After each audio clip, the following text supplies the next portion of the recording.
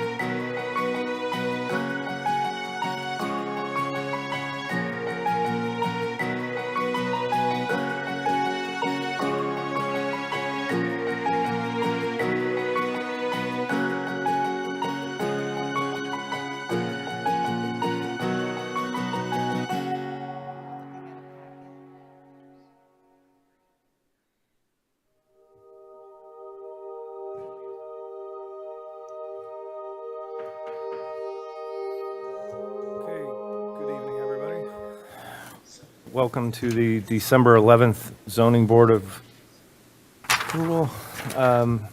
We start tonight with the notice that adequate notice of this meeting has been given in accordance with the Open Public Meetings Act pursuant to Public Law 1975, Chapter 231. Said notice was published in the Home News Tribune on January 9th, 2025, posted in Borough Hall, and sent to the Star Ledger for information. All requirements of the Open Public Meetings Act were satisfied. So with that, roll call. Pledge of Allegiance. Oh, let us all stand for the Pledge of Allegiance. Pledge allegiance to the flag of the United States of America, to the republic for which it stands, one nation, under God, indivisible, with liberty and justice for all. Okay. Thank you. And with that, we go to roll call. Yes. Ms. Delgado. Mr. Johnson. Here. Mr. Rabinowitz. Ms. Zielski. Here. Mr. Sondergaard. Mr. Tobin. Here. Mr. Topping. Here. Mr. Sukan. Here. Ms. Patel. Here. Mr. Derer. Here. Mr. Malvone. Here. Thank you. Start tonight with resolutions from previous meeting. First item up is 251426, 36 Delaware Avenue. Somebody who voted affirmatively would like to make a motion on that. Motion to approve? Second. Mr. Johnson. Yes. Ms. Zielski. Yes. Mr. Topping. Yes. Mr. Sukan. Yes. Thank you. Okay, and with the business out of the way, we move to new business for tonight. If anyone is here for the first item on the agenda, 91 Amboy Avenue, Stephen Kahn, that is being adjourned for tonight. No further notice will be given. It will be rescheduled for an upcoming, most likely the next meeting on the calendar, January 8th, 2026. And if you were here and you were given notice, no further notice is required in that process. So if anyone is here for that, That is being adjourned. So with that, we have three new items of business on the agenda. The first one we will hear tonight is 251428, 688 New Durham Road. David Thackeray, applicant, is proposing to expand a driveway to 20 feet at the front lot line. Applicant is seeking relief of driveway width exceeding maximum impervious coverage and previous nonconformities. So the applicant step forward.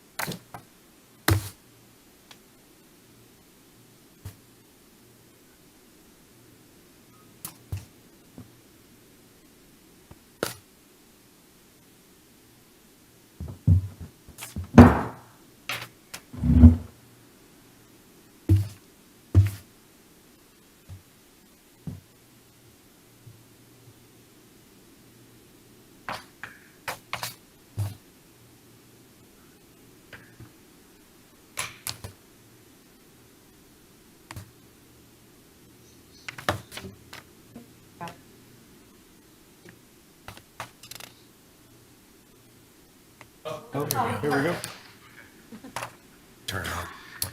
Okay.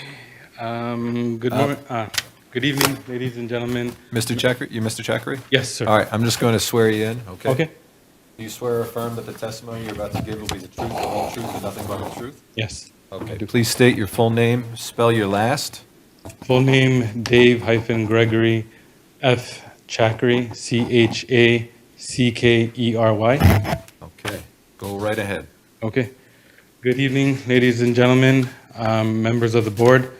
My name is Dave Chakri, and with my wife Jigisha over there, we are the homeowners of 688 New Durham Road. Tonight, we are seeking a variance to widen our driveway at the front lot line from 12 feet to 20 feet. In doing so, we will be removing the hammerhead turnaround that we have, and we're looking to have a continuous driveway with a width of 20 feet throughout. So currently, our driveway has an offset alignment with a narrow 12-foot entrance. Let's see. So the speed limit on New Durham Road is 25 miles per hour in our area. However, as you may or may not know, not everyone goes 25 miles per hour on New Durham Road. So generally, we travel westbound on New Durham Road when we're returning home. I would say 99% of the time. So when we travel westbound on New Durham Road, we had to slow down significantly to make a wide sweeping right-hand turn into our driveway. And then we had to straighten out our vehicle. This maneuver is further complicated because we need to be mindful of pedestrians crossing, coming in front of our driveway because we have a sidewalk. We have to be mindful of the traffic making left turn on Genesee Court, and we also have to be mindful of the traffic behind us because oftentimes people will overtake or undertake us. And we also had several near misses where people will undertake us, and we literally nearly got T-boned. So generally when I'm making this right-hand turn, I'm looking in my rear view mirror and I'm just on the horn, just alerting the people behind us that, hey, I'm going to make a wide turn, and just watch out. So that's how I avoided a few T-bones. Let's see. So this condition creates a safety hazard for us and the public because we must slow down significantly, causing disruptions, traffic disruptions, potential conflicts, and increased risk of collisions and near misses.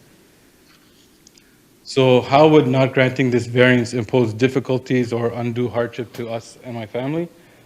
So by not granting, actually, before I go there, I'd like to show some images of our home. So you can see that is our home, 688 New Durham Road. You can see it has a narrow 12-foot entrance, and the driveway is like offset to the left of this picture. This is looking at our home straight ahead, straight on. You can see that the driveway is not in line with the garage, so it makes it very difficult. Like when we're traveling westbound, we have to make that wide turn to enter into our driveway. The next shot I have is like a bird's eye view. Bird's eye view.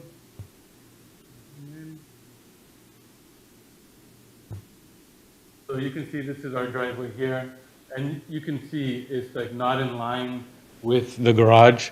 So it makes it very difficult to enter our driveway. And like I said, we have to make that sweeping right-hand turn when traveling westbound. So what we're looking to do is very simple. That's pretty much what we want to do. We just want to make the driveway 20 feet in width all the way through, so it's easy to enter, easy to exit.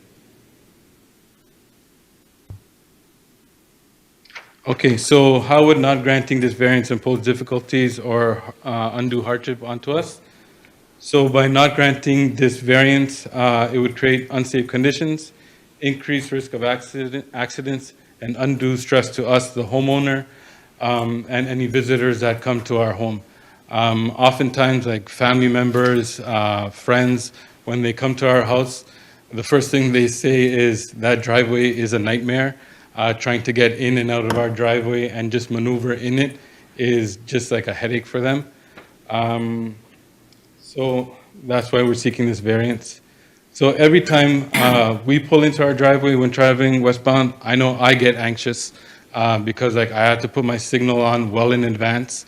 And when I put my signal on, I have to check my rear view, check to see who's going to be overtaking or undertaking me. And I know when I slow down, they are not aware of the sharp angle that I'm going to be doing. So that's why we're seeking this variance. If we were to sell our home in the current configuration, the way our driveway is, it would hurt our resale value, just for the difficulty in maneuvering in and out of the driveway. So without this variance, we are deprived of our ability to reasonably and safely access our property in a manner that is consistent with normal residential use. Finally, how would granting this variance not result in substantial detriment to the public, impair the intent of the purpose of the zoning plan and zoning ordinance? So by granting this variance, it will enhance roadway safety by reducing the need to significantly slow down to perform a sweeping, right-hand turn, thereby lowering the risk of conflicts with ongoing traffic, accidents, and near misses. We believe that requesting the variance of the 20 feet increase of the front lot line maintains the residential character of the property, as several homes in our neighborhood and on New Durham Road already have driveway entrances that are 20 feet in width or greater at the front lot line.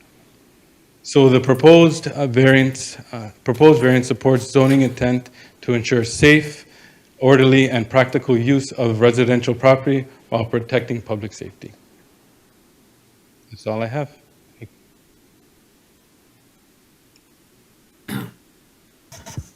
Yeah, I personally drive past your home on my way to work every day, Okay. and recognize the, traffic patterns can be challenging. Yes, thank you.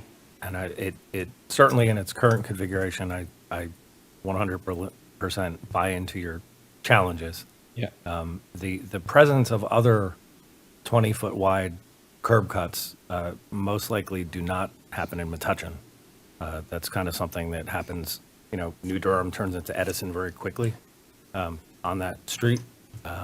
Yeah, so my neighbor, so actually if you go east, so not the neighbor on my right, but the neighbor 2, 3 houses down, they have a 25-foot driveway entrance.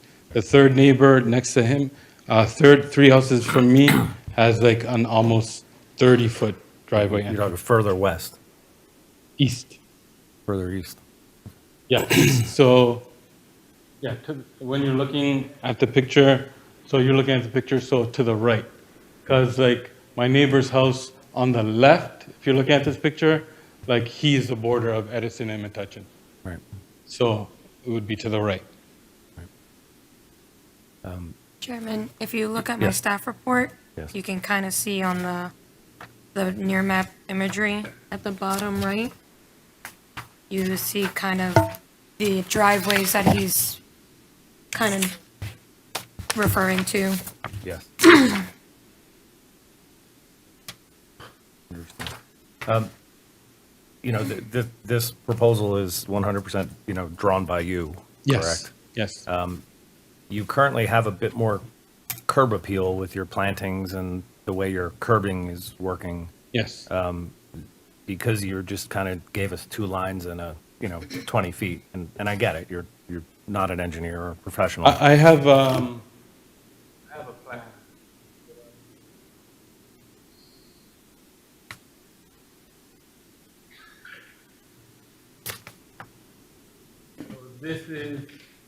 This is the original site plan that we had when we bought the home. So our contractor, he sketched it up for us, proposing what we're looking for. So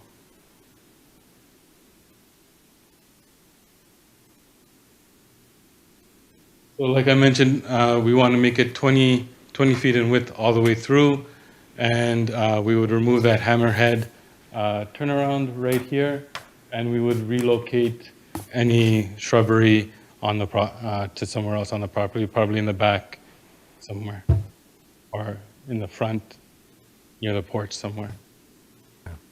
Yeah, I guess that my concern would be, right now, there's a bit more curb appeal, and I guess I'd like to see you address it with, landscaping. Oh, yeah, we can definitely put some landscaping around the driveway. Not a problem. Anyone on the board have any questions or comments on this? My question is, so for I was trying to read the staff notes, and it sounds like a 16-foot wide driveway is permitted. Oh, Your mic's on. it sounds like a 16-foot wide driveway was approved. Is that right? Or is So That from is my, correct. But before they knew they needed to come to zoning because it was non-conforming. So your original request was for a 16-foot? So the original request was for 20 feet all the time. So I'm not sure who approved it, or we filled out the application, and they approved 16 feet, but they didn't realize that the lot was non-conforming. Right. And we didn't, we were not like 62.5 feet, we're like Right. 57. You have to go by like the shortest distance. So they just assumed and approved 16 feet. Right. So we're seeking the 20 feet. Yeah, so that's exactly right. The zoning officer did approve a zoning permit to extend the driveway due to the fact that the front line is 62.5, which with lot widths, if it's 62.5, it is allowed to have a 16-foot driveway width. So that's what he went with, but technically it is the shortest line between the side lot line to the other side lot line. because it's diagonal? Exactly. The fact that it's like a parallelogram lot, that you have to kind of make it straight across, which is shorter than 62.5, which then makes it non-conforming. Okay, gotcha. Yeah, I guess my question is if you could address, like, I don't know whether you all considered, so I think the angle seems like the really problematic part, Yeah. right? And I'm curious whether you all considered, like, I guess meeting the 12-foot requirement, but like, straight on, so it doesn't have that awkwardly sharp angle. So if we were to do the 12-foot, like, so you're saying,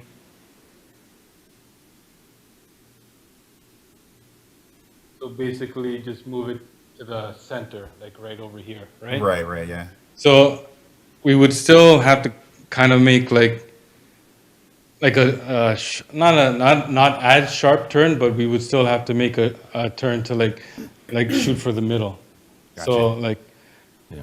it's our home, and like, I don't think it should be that difficult, like to come in and out of our driveway every day. And like, I drive a lot, and like my wife is always saying, like, how come you always get honked at? Like when I'm entering the driveway, like I gotta slow down. Like I can't, like I don't have a 4x4. I got a Corolla, so like I can't hop the curb and things like that. So Yeah, I mean, well, Miss, you can't testify unless we swear you in. you want, So we can swear you in. If we can swear you in if you you'd like want. to be sworn in, you can. sorry about that. We didn't know. People get passionate. That's She's excited, it's fine. all right, do you swear or affirm that the testimony you're about to give will be the truth, the whole truth, and nothing but the truth? I do. Okay, please state your full name, spell your last, and then go right ahead. Jagisha R. Chakri, and my last name is Chackery. Okay, and I should have mentioned, and this goes for everybody who's going to be speaking tonight, make sure to speak into the microphone. It's not just for everyone's benefit here, but this is also broadcast online, so we need to make sure everybody can hear. The microphones come out of the stands, there's 2 of them, so no excuses. Yes, I just wanted to address your comment where if we were to go the route that you're saying, where we keep it 12 but move it at a different angle, coming out will become an issue. Right now, going in is an issue, then coming out would be an issue for us. You mean making a right-hand turn? Yeah, and that as well, yeah. Yeah, Coming right now, the right-hand turn's the easier turn. Easier, yes. But then also coming out of our driveway, like coming. Yeah, right now, making a right-hand turn is easier, but we like Metuchen, that's why we usually go to Metuchen. You go the So other way. that's why we That's usually funny. try the other way. Gotcha, So so, like, we very rarely go right from our home. We always go left when we're exiting. Yeah. gotcha, so Makes sense. so 20 feet is less about just like the pure width, but like basically so that it's navigable Well, from yeah, both directions. It's giving you the angles you're actually Right, asking right. for, Yeah, coming in and- and leaving. It's like from these images, like you'll see. Oh, get out of here. They're taking over. Yeah, I know. The old Like, town's the new- I will always try to back up our cars into the driveway so we can exit easily, because New Durham Road it's a busy road, and it's very hard to back up onto New Durham Road when you're exiting our house. So I will always like back up our vehicles. So it's Just- not just cars, it's also trucks, semis. It's dangerous. It's- we feel yeah, at least, yeah. I wanted to, if I can make a comment, I wanted to, especially because we have a lot of people here, maybe to give a little bit of background. So the issue is, what is it? It's the move towards the complete streets that we passed several years ago, whereas it's perceived that a driveway width being wider disrupts the sidewalk, right? So we're simply sitting here debating this all because we have to find a balance between the acts that was passed as a guidance for us and practicality. I know also from taking this road all the time, especially if you're across from Genesee, Yes. I understand that sheer movement of you swinging out maybe towards that center yellow to turn in someone tries to move because they think you're going on to Genesi. I have the same issue on Norris Avenue when people are speeding to the high school. They go on the inside and I almost Yep. hit them. So I'm just giving a little bit of background. I'm sure you understand that, but that's why I think we're discussing this. It's not, it's about complying with another, Right. thing we're supposed to follow. We totally understand, and yeah, we definitely understand that aspect as well. I mean, Thank you. My take on why, I happen to live in, I happen to have a driveway configured that is wide enough for two cars near the house and narrow. So, when we pull out, we have to, Right. fishtail a little bit. I live on a busy street, not New Durham busy. So I give you that. I guess my concern when I look at the sheer dimensions of what you're dealing with, because you have quite a long driveway. You're looking for 20 feet wide by, I think you snap some dimensions. It's like 60, just had it. It's like 64 feet deep. So but it's already 20 inside. We're not. Yeah, Oh. no, I get that. I get that. I'm just saying you're close to being able to park three cars in Oh, yeah. succession. Yeah, the long. Where if you had a slightly more elegant, 14, 16 feet throat and then it widened, it might look better. It might actually be a better, safer condition for landscaping and other things. And it may still give you plenty of, area for four cars. But, understanding how New Durham is, I don't think I'd want to push that because I think there is something to be said about the clarity of trying to back in on a busy road. and things like that. I've actually, when we first moved in, I would back up from New Durham Road and to avoid doing so many maneuvers in my driveway, I would just back up from New Durham Road, wait for all the cars to be clear. But then one day, I don't know how it happened, I was I put my turn signal on and I was backing up. Somebody hit me on the front driver's side of my car. And I was completely dumbfounded how it happened because I checked both directions, east and west. And the only thing I could think of, they thought they were turning on John Street. So they hit me in the front. Good thing it was the Toyota Corolla. And it wasn't, I said, okay, you can go, it's fine. I'm just curious, because I think the front of your house looks very nice. I think you have a lot of curb appeal now, and I'm just looking at some of those properties down the street where they are larger. I saw what you're talking about. They don't look at, that's not as nice. And I'm just wondering, is there a happy medium if the 16 feet and the angle seems like I don't want to say the angle seems to be a problem. If we did those two things together, any thoughts of that? Because I think that if that ran parallel to your neighbor's lot, just on your picture, I guess I don't know which direction it is. To the right. Yeah. So if your driveway ran parallel to their driveway and it did get wider as well, the 16 feet, do you think that would help with?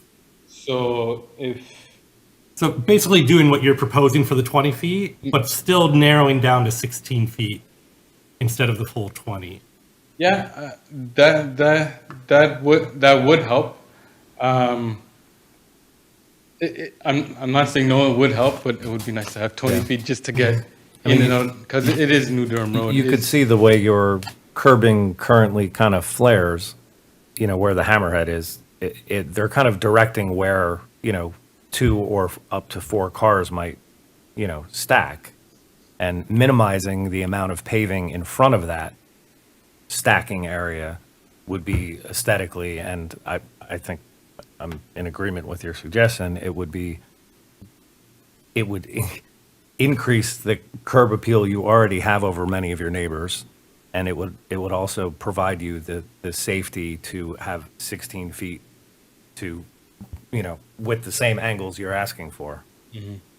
So you're suggesting make it straight like this, but 16 feet at the lot. Yeah, until you get to where the hammerhead is.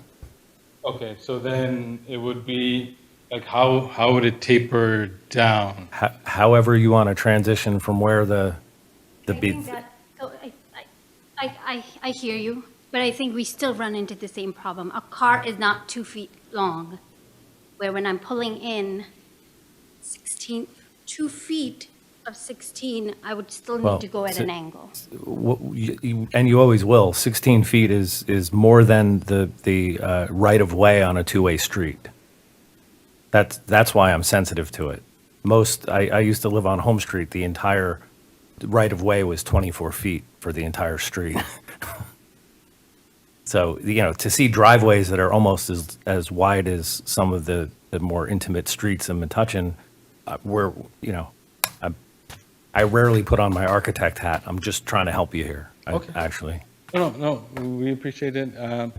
Yeah, we just think, because, like, I invite any one of you to come to our home and try coming into our driveway, and you'll see, like, we have small cars. None of our cars are like SUVs or minivans or anything like that.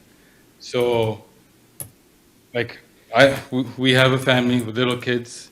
My son, like, he barely fits in our car anymore. So it's going to be time soon to get a minivan. I don't want to do it, but it's going to be time soon to get a minivan.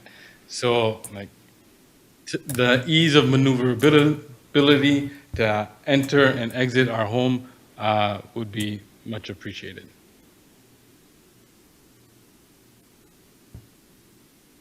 Any other thoughts, questions? I have a question for Monet.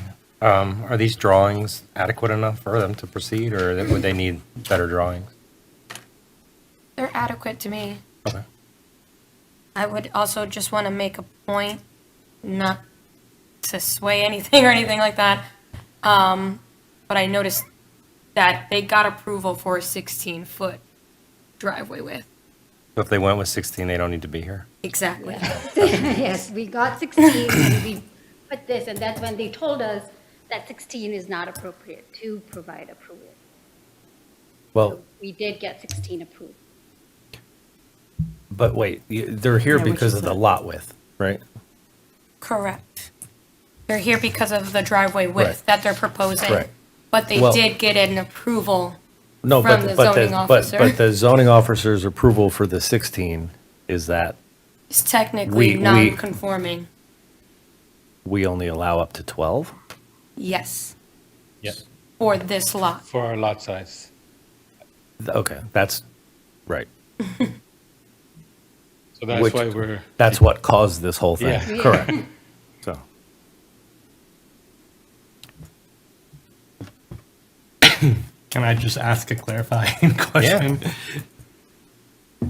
If this application did not go the way that they wanted, could they do a 16-foot driveway now? No. Or no? Okay. if their lot was wider, it's one of those things, right? If their lot was wider, the zoning allows for up to 16.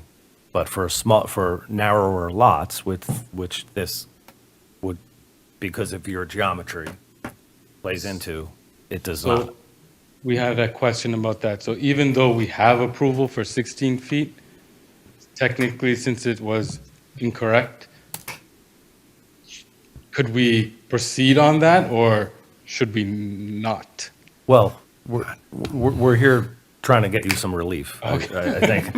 I think just a matter of, whether there's some compromise and I would think when I see where you're actually parking your cars, that a 16-foot straight apron, flaring out to 20 would actually serve you quite well. But it's your application. We will vote on what you want us to vote on. Okay. Ask a question.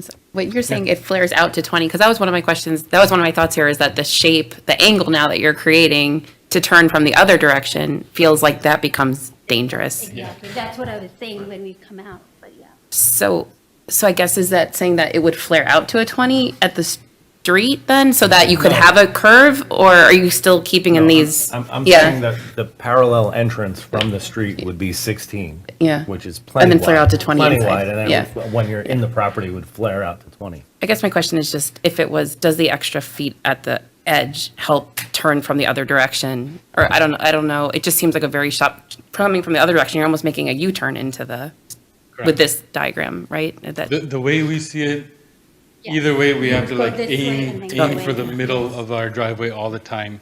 And it just causes undue anxiety. Just to enter our home, we feel like just shouldn't be that difficult. Should just be like straight pull in, okay. It's also because New Durham right around where we are, curves just like this bit. So it's like the road curves, our house is situated this way, and it's complicated. The angles are much more complicated.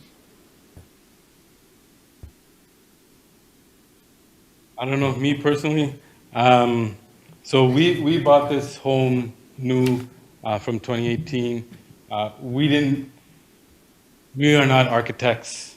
We didn't understand drawings and things like that. So we were not expecting our driveway entryway to be on such an angle and so tight the way it is.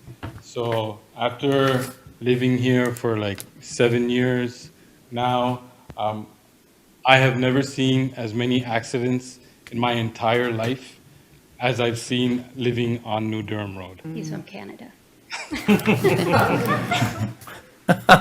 Maybe we're better drivers, I don't know. But, yeah, so, I don't know. We've lived there for 7 years, and I've seen more accidents on New Durham Road than in my entire life. So, for what it's worth. I do have to ask the question. So in the previous approval, which I'm not even sure if you were part of that? No. Okay.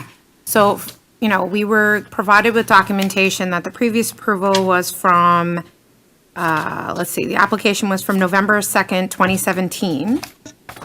Am I reading that right? I think I did. And it just goes into such specifics that the applicant was insisting upon the hammerhead so that an SUV would be able to turn around. That's the builder. Right, I figured that. With eliminating that extra jut out, I don't want more coverage, I don't want more asphalt, but I'm making sure you are still Yeah, we tried able it. to So, maneuver. Yeah, with our, we tried it like with 20 feet, we're able to do like a 3-point turn, I think K-turn, no problem. I'm just making sure for your safety, once on your own property, that you're Yeah, still we- able we to do can- that. We can say, without that hammerhead turnaround, if it was straight 20 feet, we can turn around in our driveway, no problem. Yeah, I guess one question I should have asked before, why don't you just come in head first and use the hammerhead to do a K-turn? We do, We do. we do. I Oh, do. you- Out, It's yeah. getting into the driveway. It's getting Problem. in. It's the getting Oh, I thought you in. told me you were trying to back in No. from, So- okay. This whole thing is about entering the driveway Yeah. from the street.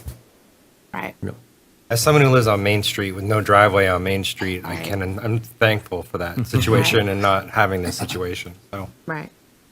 Yeah, it's like, we're doing this because we know it's just a matter of time before somebody does, Yeah, we don't. there is an accident there. So we're just trying to, We moved from New Hampshire and did not know that this was a main road because we Oh. saw it on the weekend and then saw semis going by and we were like, oh, okay. yeah. When we- Congratulations. Yes. So then we did show up, like a month later after buying, I did show up over here asking, can we change the driveway? And they said there's a whole process involved. Like this is back in 2018 and the process was lengthy. So And we, the builder didn't want to do it because it's a county road, so we need to get county we need to get borough approval and county approval. So that's why we're going through the process. Have you gotten county approval yet? They said. relied on you. We have to get borough. But even though on their website it says you don't need it, but then It's fair. I don't know. They said just go to the borough and look for approval, seek a variance. I guess the other question I have is I want to make sure that if this is approved at 20 feet, which surprisingly everybody here I have no problem with, it's the plantings What? that I don't want to see lost. Whoa. Whoa. I know. Okay. As long as the sidewalk is delineated appropriately, Exactly. and that the plantings and that your front yard still looks nice, because part of the problem with the 20 feet is that it just, like, we don't like to approve houses with no windows, because it just looks like a mass. And so just having fundamentally most of your front yard being a driveway is where it doesn't add to the aesthetics of the neighborhood and a lot of other things. So if we compensate for that with some plantings and things. Oh, yeah, definitely. Like, if you look at this, If you come in the summertime, he's green, Like- like green grass. I don't have the backyard, but like, You have a beautiful backyard in terms of yeah, size. the Like, I size of think the you're- backyard is great. Most of the town is envious of what you have, so, Thank you. Or, That we're aware. Thankful. yeah, Yeah, so it's great for the kids to play in the backyard. yeah. But yeah, no, like, we love trees, we love plants, flowers, so like, we're not opposed. So, sorry, because I see multiple times that comment. What would you look for if, like, what sort of landscape would you look for if we were to do Shrubs, shrubs? yeah, but clearly, in your situation, not on the sidewalk or on the road, because that just defeats all purposes of what we're talking about here. I So think like- you'd Site. want to add something that would break up the visual of just looking across a sea of asphalt. So like, So- so there's currently like 3 trees here, so we could put like shrubs Yeah, along the side. or something along the other, Yeah, Yeah, we can totally do that. you're gonna have a strip of grass there, Yeah. so. so we Yeah, would, we'll we would have- make it a condition that you'd work with our planner to, during that time. Yeah, we're not talking about anything extraneous at all. No. I also want to say I am certainly on paper not going to be a fan of a 20-foot apron because I do feel that it disrupts the flow of a sidewalk, but you are at the extreme edge of town. We're hoping that Edison continues, with their sidewalk initiatives because we want to see more walkability from your neighborhood. I certainly think some of the. We do too. I'm sure you do. You are from that image, you are where the sidewalk ends. Yes. Yes. Right. There's no sidewalk There's under no- our house. Correct. It's very dangerous. We can Correct. see the dirt where people pass by on my neighbors on the left. You can just see the pathway Yeah. that they built. They make their own Yeah, trails. they make their own trails. So where I was going with this is like, I'm not a fan either of just an excessively large apron. Sometimes we get applications, it doesn't make sense. But once again, there has to be a practicality and a common sense. As for me, I think you have a hardship living on a busy road, regardless of what your family situation is. I personally feel to the board, it is an unsafe area. You do also have a peculiar placement of your property at that angle. So I'm just, saying on record, no, I'm not normally a fan of large aprons, but there are times where if something has to make sense, it makes sense. I think if you're open to doing the softening that they're talking about, that would be a lovely compromise for us. And it's part of the reason why I believe that Metuchen does stand out, even when new applications are approved. There's things such as foundation covering and softening with shrubs and trees. So I appreciate your openness to that. Yeah, no, we're definitely open for that. Thank you. Like, I've been learning a lot since coming here. Like, I know I gotta protect my trees, come September 1st, because the deer start like rubbing their antlers on it. And like, my maple, is that maple? I had 3 maple trees die on me because they don't like the soil. And then the plum tree keeps getting fungus, so I have to deal with that and the antlers of the bucks. So, yeah, Thanks for We can- trying. I try. Trying. Okay. Okay. So, before we move on, we need to open up to see if there's any questions or comments from the public. Seeing that there's none? Nope, nope. Oh, Is this a question or a comment? Or both? A comment, all right, then I have to swear you in. Yes, All right, do you swear or affirm that the testimony you're about to give will be the truth, the whole truth, and nothing but the truth? I do. Okay, Richard so- Miller, 83 Rose Street, Metuchen. Thank you very much. I'm going to voice my agreement with the applicant that they should be able to do some improvement to the driveway. The way that it is now, it's perpendicular to the street, and because their house is on an angle, it makes it very hard to access the driveway. hypothetically, if their driveway, let's say we're 12 feet wide for like a one-car garage house, because the street is the hypotenuse of that triangle, in order to keep the apron the same width as the driveway, it would have to be wider, probably 16. And that is maybe a technicality, but at the very least, they should at least have that 12-foot width, and then whatever that hypotenuse length is for the apron, that should be the minimum of what their driveway should be. Secondly, if we could get the picture back up, I don't know. Yeah.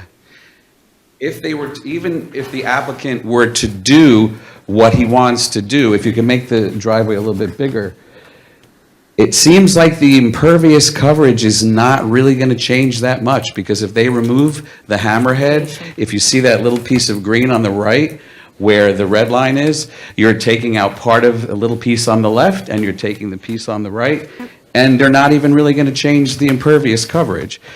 I would also agree with them that, living on a busy road myself, if you swing wide to get into your narrow driveway, somebody's going to pass you on the right, and then you have a collision that way. I know that nobody drives 25 miles an hour on New Durham Road. I try to, but people tailgate you, and then they honk at you, they flash their brights at you. I think they should be allowed to make the driveway apron wider. Thank you. Thank you, Richard. Any other questions or comments? Seeing none, we will close the public portion. I think you have done a good job noting the, the challenges and the conditions. And I think anyone familiar driving down that road recognizes that relief, should be granted in some ways. Seems like there is support for 20 feet, which is what you're asking for. So I think the only condition, if this were approved, that I heard was some kind of satisfactory working with our planner to work on a planting arrangement that would, block or help screen some of the asphalt. That's the absolutely. only condition I heard. And then, of course, you'd have to go get county approval for the county road, which is not part of us. Right? Okay. Okay. Would someone like to make a motion on this? I'll make that motion. Second.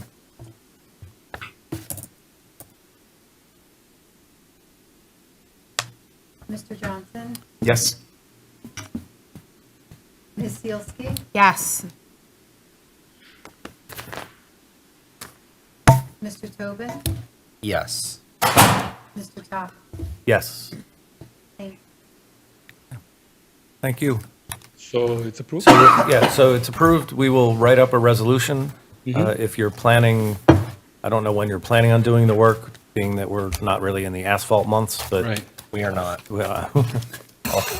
although the I plan- just saw off of Road Street, they should've. were putting asphalt down this morning, so. Yeah.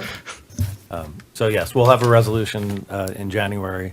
Okay. And- So if we did want to start work, It it's would the be- weather? It would be at your own risk. Okay, okay. I've been in the asphalt industry for 20-plus years. It's not advisable to lay anything down in this weather. All right, good to know. Do your site work, but don't do your actual lay down until the spring. Okay, so site work just means like rough it up and things like that? Yep. Okay. Yep. How would you shovel the snow with rocks and? I also grew up in Hunterdon County, so we just shoveled it, and then we figured out the rocks in the spring. All right, Good luck. thank you. Yeah, Thank you. thank you, guys. Congratulations. Okay. So the next item to be considered tonight is 251430 Wiley Lavender and McNor PC, applicant proposing to pave existing gravel parking lot, requesting relief from bulk variances at 272 Lake Avenue. Mr. Chairman, board members, how are you? Joanna, as always, thank you for your help. Chris, thank you as always. I have my esteemed colleague, Mr. McNor, here with me tonight. He has been an attorney despite his youthful appearance. He's been an attorney a long time, but we are weaning him into the zoning. So, how are you? So he's going to do the opening statement. Go ahead, Mr. McNor. Good evening, Chairman. Good evening, members of the board. My name is Pankaj McNor from law firm of Wiley Lavender McNor. With my partner Larry Lavender, we're appearing on behalf of the applicant, the Mignolo Arts Center. We're here tonight for an amended site plan relating to the improvements to the driveway and parking area. As the board will see, the paving was completed earlier than anticipated. The Arts Center wants to acknowledge that up front and offer our apologies. The work was performed only because the Middlesex County grant that funded these improvements had a strict spending deadline. The contractor advised that the seasonal window for paving was about to close, and there was never any intention to bypass the board's authority.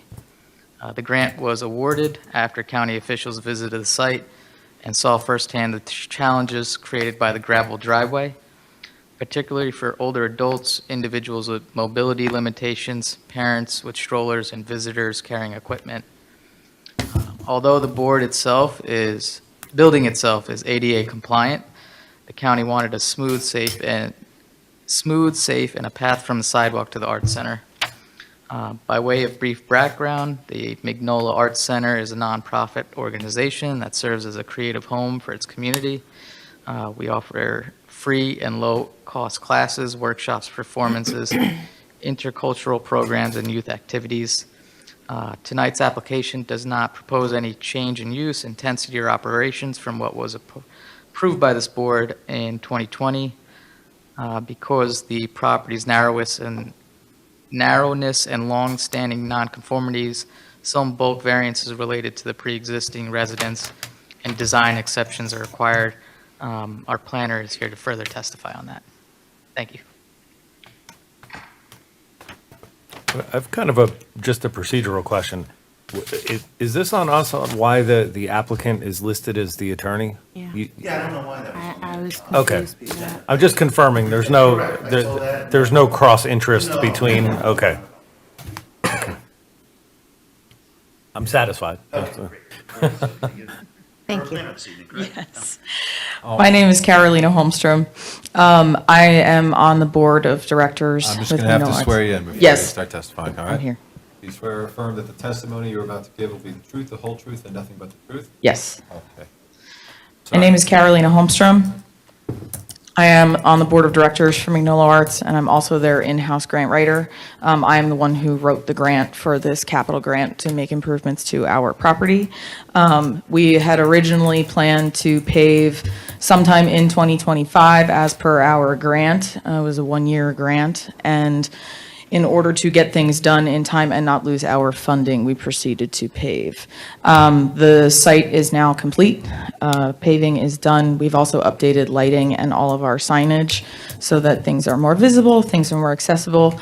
Again, the gravel was ADA compliant, but over the past 5 years, we have discovered, one, it is extremely hard to remove snow, which makes things less safe than it should be, as well as we've had many clients and patrons come in who have accessibility issues, and the gravel just doesn't cut it. Our driveway now, and I have photos as well, if you would like to see them, we now have a clear lit path from the street all the way back to the Art Center in the back of our property, as well as floodlights on both sides and a handicap accessible parking space. And Mr. Chairman, if I could, I misspoke. Well, I wrote my part. If I could just ask if we could get on the mic. Yeah, you want me, yeah. Yeah, if you're speaking, you need to be on the mic. I have a big mouth, but it's not that big, I get it. We don't have a planner tonight. If the board would like a planner for this, we're happy to come back. For cost purposes, we were just going to present to the board, explain the background, and have Carolina speak to the board. So if for any reason we need planning testimony, just let me know, and I'll ask to come back. Otherwise, I just want to clarify that Carolina is not actually a planner. So what are we approving, or what's the issue Yeah. here? What are we doing? Yes, please. We paved the parking lot, and we needed approval from the board before we paved the parking lot. Okay. And we're here after the fact, and we apologize, and the reasoning again is the grant money wasn't going to be available if we didn't get it done, along with the timing, as you pointed out earlier, because of the weather with regard to paving. So the act of paving would bring you back in front of the Well, zoning board? I guess it's the pre-existing conditions, and there's those bulks that. Pre-existing yeah. non-conforming? Yep. Yeah, mainly Okay. because the property involved a non-conforming use, which is Yeah. the single-family home up front. So I remember the original approval Yeah. when they came, and that, that went fairly smoothly. When I read this, I guess, to your point, why are we here? Right. Is, as an architect, and you probably have the same professional opinion, we consider gravel to be impervious coverage. And I think the improvement of impervious coverage is in some ways kind of a case neutral act. Right, right. It's kind of like it was already, the wall was already painted and you repainted the wall. Agreed, agreed. So I think in the realm of true accessibility and proper marking of paving and accessible van spaces and things like that, this is kind of a no-brainer that the detriment, that you've decreased any detriments that may have been there. Yeah, it was totally benign, but for the fact, it's just,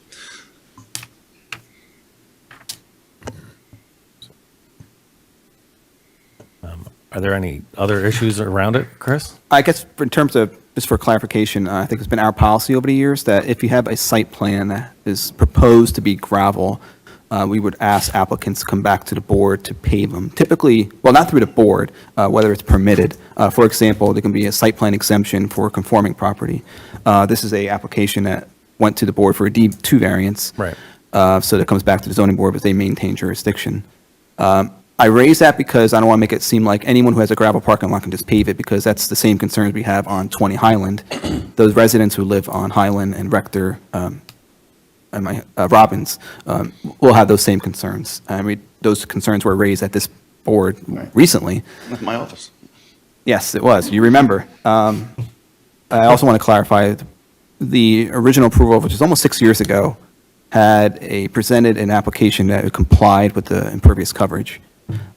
Apparently, and it's obviously not perfect, but the presentation the application that was submitted acknowledges that they went over the 70% when they did the paving back in 2020. So we're here now to basically grant that variance because it now exceeds impervious coverage maximum, whereas before it was presented that they would comply.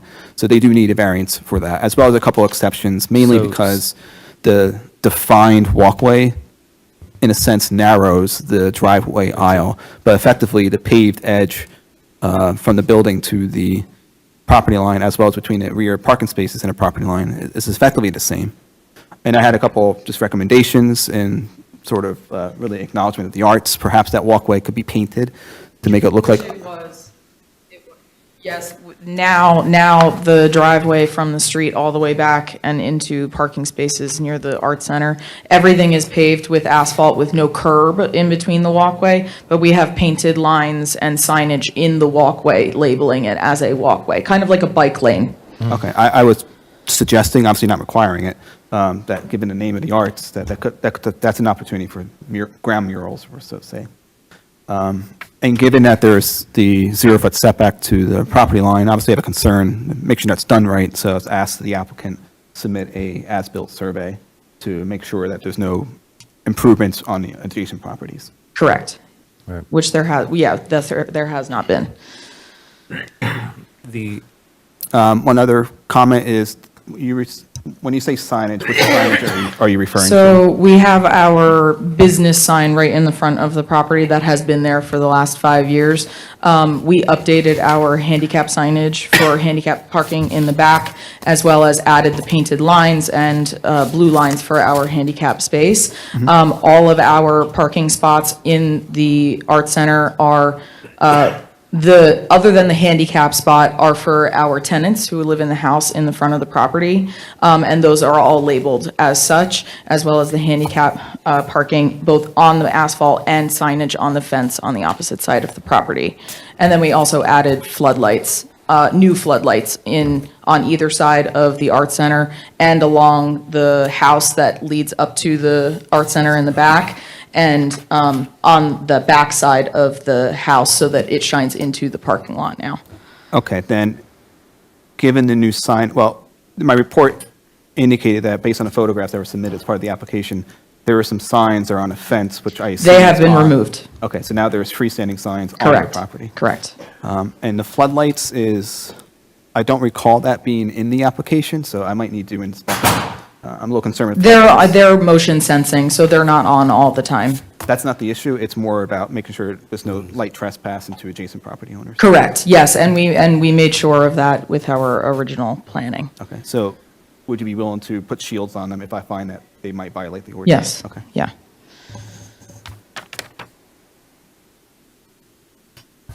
So the increase in impervious, Is it an increase or is it a decrease based on the numbers? It's an increase from the 2020 approval, but it's a decrease from what was actually There. paved. They're trying to correct it, but it's still too high. Okay, I want to make sure, because I saw the numbers, but then I want to make sure we're talking same thing. I think I made sense of it, Sorry. but, yeah. yeah, okay. So we're talking 3+% over the 70, if I read it right? Yes. Okay. And it's my understanding, I spoke to the engineer probably a couple months ago, and I believe our engineer, Nikki Luludis Colliers, did speak to Les Walker, your engineer, indicating that the increase in the impervious coverage is de minimis. Okay. Should have no impacts on stormwater. Should not have impacts on stormwater. Silly question, is it regular asphalt or is it impervious or porous? It's regular asphalt, but we have it set on a grade so that water drains properly. Okay. A couple of recommendations in my letter. I noted that there's some stone. It's not clear to me if that's part of the impervious coverage calculation, meaning the stone around the garage, which also Yes. encroaches into possibly both properties. We I know may that wanna it see that doesn't, so removed. if you're looking at the art center from the front, we know that it doesn't on the left because the fence Right. onto NJ Transit's property line, or property on the other side, that is the property line. So we're not crossing the property line into there. So the stone that's there, was that part of the 2020 improvements? What do you mean? When the parking lot was, when the gravel was put down for the parking lot, did it spill over into the transformer? property? No. So The that- fence, because that fence was there. But the fence is several feet in, so my question is, between your property line and the fence, it's not your property. Was that stone from the paving in 2020? Yeah, yes. If it was, I would like to see that removed and replaced back with natural. Are you talking about the gravel that's in between the side of the art center and the fence? Between your property line and the fence. The fence is several feet in to the transformer property. So there's stone between the property line and the fence, that's what you're saying, you want that? Yes. Okay. And as well as on the right side, I did see, it looked like some sort of trailer that's parked next. Yes, right that side. is our storage. Okay, I think that's on the neighbor's property, so that should be clarified just through the as-built survey. Okay, the fence that was on that side that separated our driveway from theirs was technically their property line, Okay, which means that that trailer would be on our property, to my knowledge. right, so I think one way to resolve that is when you do the as-built survey, we'll measure it, we'll measure the trailer, and hopefully it works out. Okay. Plus, I believe a variance is needed for the trailer because that's only allowed for residential zone properties. I don't think I have an objection to the trailer since it's so far back and it's small. It's not like an Yes. it's not like an RV. No, no. And it's just modest storage. As long as the neighbor is okay with that and it's not on their property. Yes. I have no objection to it. But we need to come back to that area. Yeah. Is there not any images or anything? I'm just I making have sure I photos. didn't miss something. Because I went through the whole application. Really only the, who was your engineer? Was it Menlo? Meridian. Meridian. So they Right. had site plans, referenced of what the paving markings were. It showed the previous, it doesn't show the It showed- existing, right? Or is It it, because shows this what paving was- already happened? Yes. So I thought those photos showed the gravel still. But the engineering drawings clearly show what they were installing. So yeah, you're both right. So the images to me in here are what they were before they Yes. paved them. Right. Right. But they're coming before us after the fact. So Yes. if I'm being asked to judge on something, I want to know what we're looking at. So hopefully she's pulling that up. Cool. Yeah, we want to see at least, see that it was done well.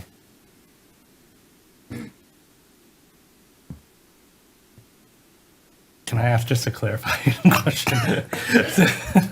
Just so I know, this has already been done. In the event that it would not pass, what would we be asking them to do? Tear it up? Right. They made an improvement to the property. We haven't had a mea culpa one in a long time. Okay, I just wanted to So- be clear. I already, just to give a little bit of history, we noticed we got a complaint that this was happening, which I issued a violation notice to the property owners about doing a project without permits. So we're dealing with that already on my end.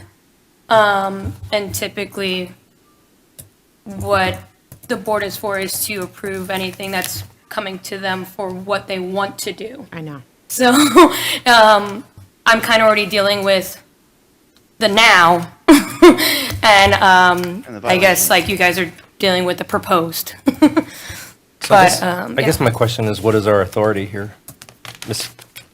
You're looking at the four corners of the application, so they're asking, I mean, you're better off imagining as though it has not been done and saying, here's what we'd like to do, and you will give approval or not give approval.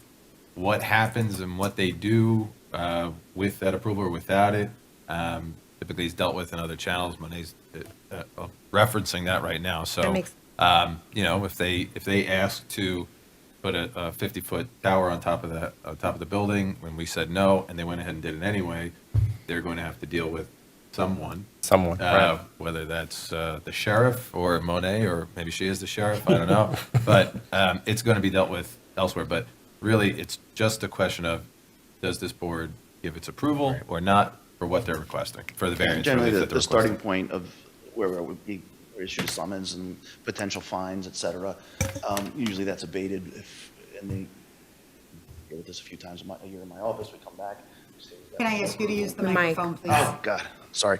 Anyway, there would be a summons, a fine. If the board approves it, then the fine is usually waived, and we deal with that in the municipal court. That's generally how these things go. But yeah, the board could deny it. We'd have to deal with fines, and then all kinds of problems on our end. We hope we don't have to deal with that. All right, so I've seen a couple of these before. We have a lot of new people, so I just want to make sure they understood that if we approve it, then you're going to go ahead, everything's great. You'll have to deal with fines and everything separately. And if we do not approve it, there's a whole lot of other stuff to happen. My office gets a lot of work either way. Okay.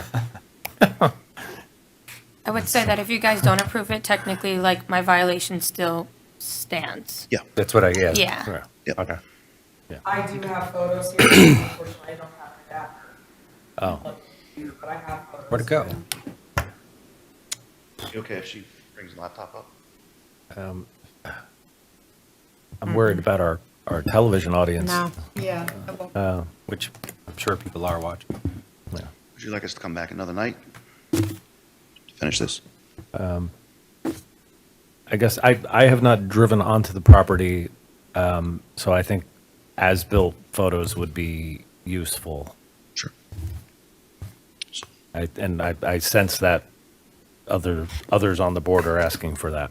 Shall we carry it and come back with more information? Yes, I got it. Okay, happy to do that. Yeah. Since the majority of the testimony has happened, is there any additional questions from the board? I think we satisfied that. If there's anyone from the public that has any questions or comments about this application that would like to come up, or So, is it, are you going to be asking questions of the witness or Comment. comments? Comment, okay. Well, Comment. I'll swear you in. Thank you. Do you swear or affirm that the testimony you're about to give will be the truth, the whole truth, and nothing but the truth? I do. Okay, please state your name and spell your last. My name is Linda Vonderschmidt Lastella, and I'll spell that hyphenated last name.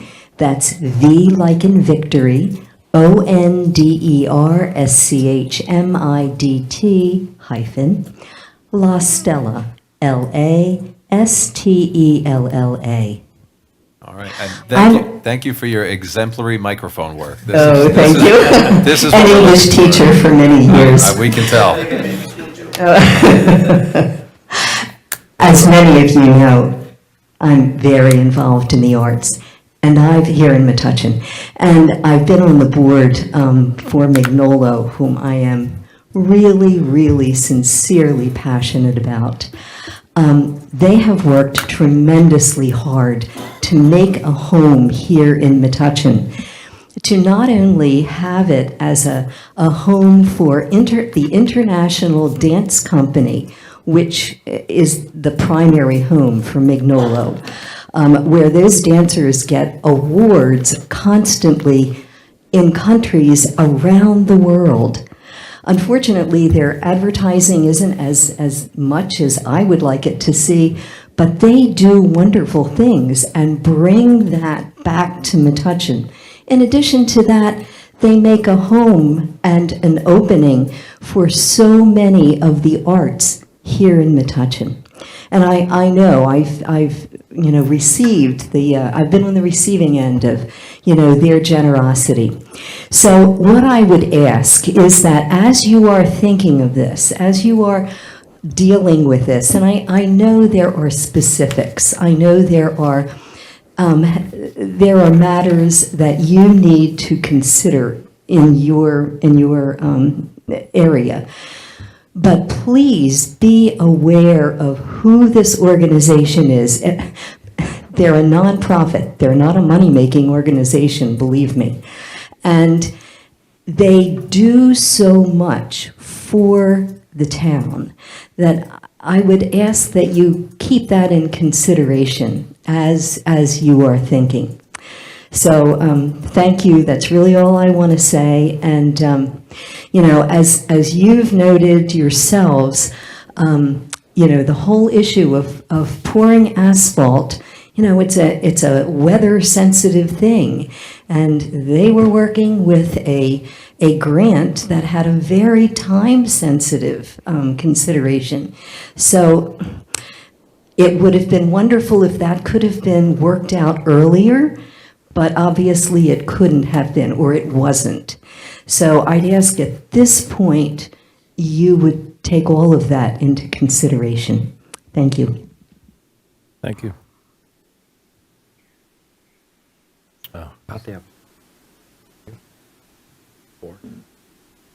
I'll swear you in. I have a comment. Okay. You swear or affirm that the testimony you're about to give will be the truth, the whole truth, and nothing but the truth? Yes. Okay, please state your name and spell your last. Merlan Zamor, Zamor. Hi, good evening, everyone. I came because I am the tenant at that location for the past 3.5 years. And I have an elderly mom that got her toe amputated 6 months ago. And I haven't been able to get her into the property because of the way it was. And I was blessed to see that it was done, but I didn't know the logistics. However, in consideration that my mom will be home for Christmas, finally, I just said that was needed to be done anyway. It's not handicap accessible. And I felt that for an organization that does so much good for the community, and seeing all the kids and the dancers and the artist that comes by every so often to perform, to teach, to just give back to the community, that driveway didn't represent a professional organization. And I felt it was time that, they got approved for a grant to get that done. And being selfish, my mom gets to come home. I'm happy. I hope this goes through and everybody understands that the timing may not have been ideal because of the approval, but it was perfect for the weather and for other conditions for the handicaps. Thank you.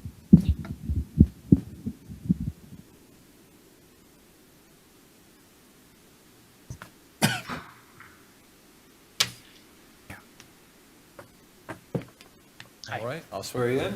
Do you swear or affirm that the testimony you're about to give will be the truth, the whole truth, and nothing but the truth? Yes, I do. Okay, please state your name and spell your last. Roy Rittman, Rittman.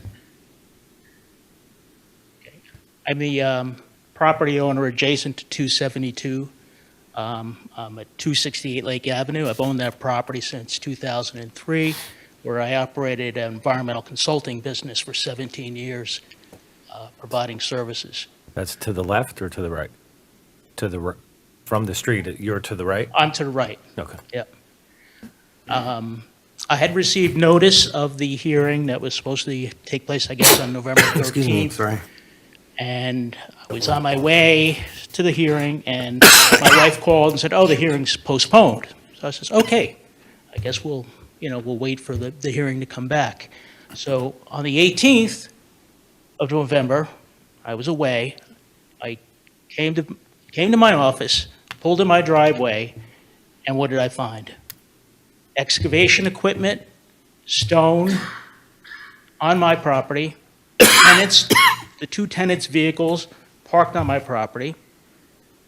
So I called the Metuchen police. They arrived, and I told them, I said, "I didn't authorize this. I didn't know any of this work was being done. I certainly didn't give approval for heavy equipment, dump trucks, and stone to be brought onto my driveway."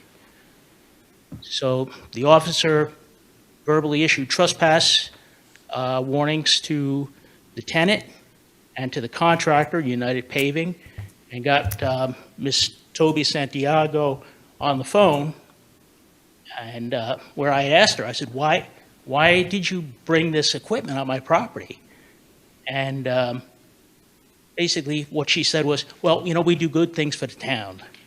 Well, that's nice, but I have a property here that's damaged, that you took advantage of.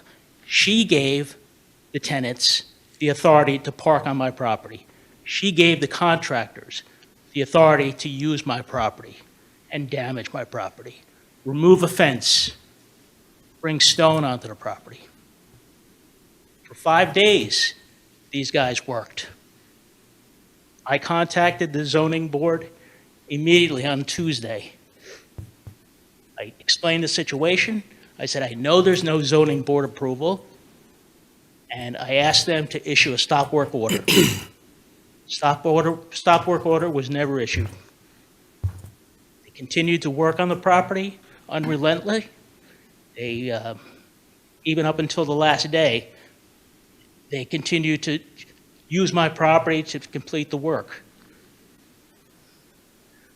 So now I'm stuck with having to take this as a civil matter, hire an attorney to recoup my damages. So I asked the board to consider this. The work was done. No one inspected the work. We don't know if the asphalt was the proper thickness. We don't know if there were footings under the curbs. The other thing I would ask is, if the board does approve this application, that they should require the applicant to install a fence between the two properties at their expense. Because of the continued amount of trespassing. We're pretty easygoing people. They had parked cars on the property before, during events, pulled in the driveway. We took it as it is. But this is a whole different thing when you tell somebody you can stage your heavy equipment and perform work without a permit. That's my position.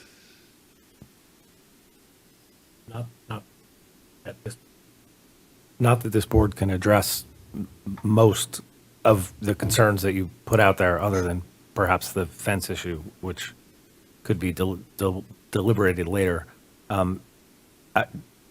Partly out of curiosity, what is the extent of the damage you think you incurred based on equipment and materials being placed on your property?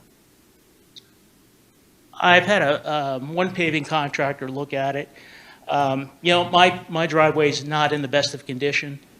So you look at, these are all new cracks and depressions that are in it. So, it's,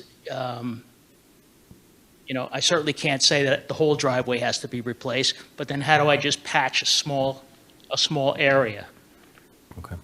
I just wanted a little clarity. And, a fence, the contractor removed the fence. So that was their fence or your fence? It was my fence. Okay. What, was the fence replaced? Again? Did they put the fence back up? No. Okay. No. I've reached out to them. Well, when I spoke to Ms. Santagato on the phone, she said, well, let's work something out. It's been like 3 weeks. I've had no response from her or her contractor on how they're going to make things right for me. I'm a veteran. I ran this business for 17 years.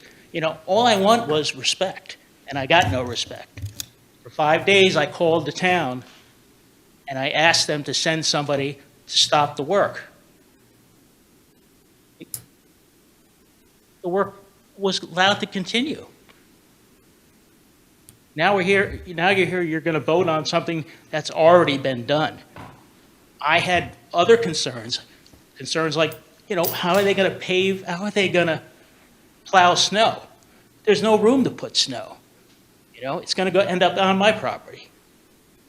Because it's such an undersized lot, and you've got such a large building there. You've got 40 people, using this building, and you've got 5 parking spots. So when they have these events, you've got people pulling in and out, dropping people off, trying to do K-turns on the most busiest road in the municipality, Route 27. So this is the second time that this applicant has done work without first obtaining approval. The first was when she built what was supposed to be a garage, then it turned into a dance studio for her daughters, and then it was a commercial dance studio. Mr. Rittman, I know you're aggrieved, and I just want to say, I mentioned this before, and I just want to highlight this again, that what this board, not what they want to consider, but what they only can consider tonight and in general for any applicant is what the applicant's requesting in terms of typically variance relief, right? And there's specific criteria that they can look at and that they can weigh, and then the board has to make a decision on that. What Monet has talked about also is the separate issues. And I understand that for you, they're very intertwined and commingled, but Monet's talked about how, there are other departments that are looking into and already addressing and I think levying fines and violations, et cetera. I hope it's understood that, the concerns that you have, it sounds like they are being addressed by other bodies, while as far as tonight is concerned and what this board can and cannot do, they can look at the application, they can make a determination as to whether or not this is something that can be approved, and it's not completely arbitrary. They cannot just reject things out of hand because they don't like someone or because they think they're a bad guy, et cetera. There's very specific criteria that are laid out, and the board has to operate within the bounds of those rules. So, I get it that it's tied together in one sense, but as far as what this board can do legally and what they are mandated to do, much of what you said cannot be addressed by them. But like I said, I think Monet is probably going to speak to it again. It is being addressed elsewhere. Okay, thank you. Yes, and just to reiterate, because I know we've talked through email, I did issue a violation. As a zoning officer, I don't have the authority to issue a stop work order. Only the construction officer can do that, the construction official. And since there's no building application or permit needed for a driveway, he can't even give a stop work order on something that he doesn't need approval for. So just because I couldn't stop it doesn't mean I didn't see it. I understand it happened. A violation notice was sent. summons was sent, and we will be dealing with that at a later date when we go to the court. Okay, Okay? thank you. No problem. Any other comment? Any other questions or comments? Okay, seeing none. So you're opting to come back with visuals? Yeah, what I'll do is just belt and suspenders, or however this phrasing goes. I'll come back with a planner, pictures, et cetera, just to make sure that the record's preserved for everyone's benefit, boards and ours. I'd encourage some effort to resolve some things with the neighbor Yeah. between now and then. Absolutely. Would probably go a long way for everyone I involved. hope so. Absolutely. Can I make a comment? What? Is the work complete? Yes. So would it be unreasonable for you to be able to produce an as-built survey? We, The hire and a Yes, licensed professional yes. surveyor? Okay. So you can try to get Yeah. that for the meeting? Okay. thank you. So, and anyone interested in continuing this matter will be carried into the January 8th meeting. No further notice will be given. Okay. And our final application for tonight is 251431 Fox and Fox Development, applicant at 114 High Street, proposes a new single-family dwelling on a corner lot which presents 2 front yards.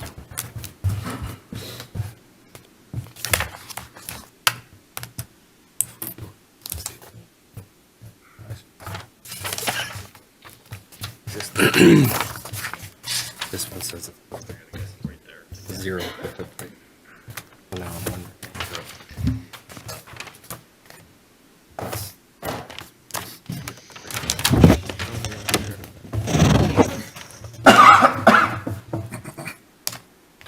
You can use one microphone and you can use this one.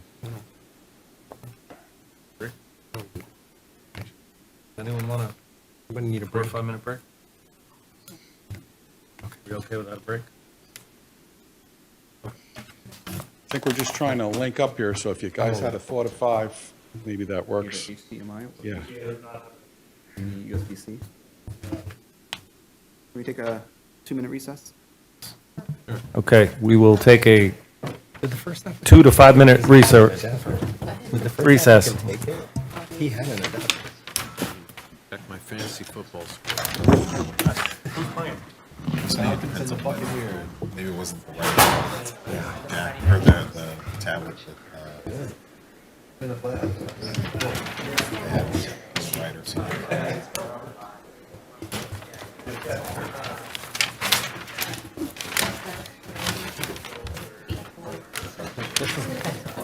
You've got a lot of witnesses. This one's going to be a while.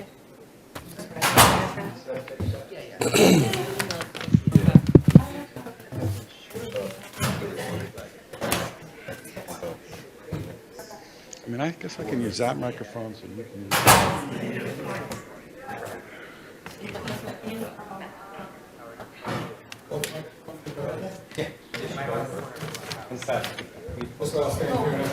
That's actually the best case scenario, but not everybody does that. I'm a thinker.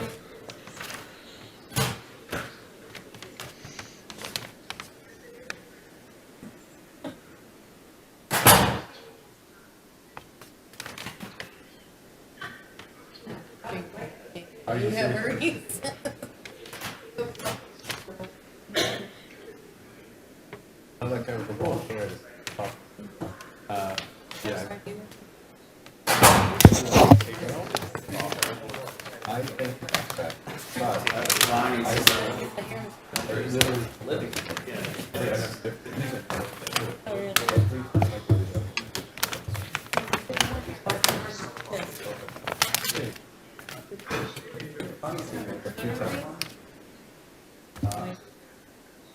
I think he's a great looking guy. I'm all for it. I'm like.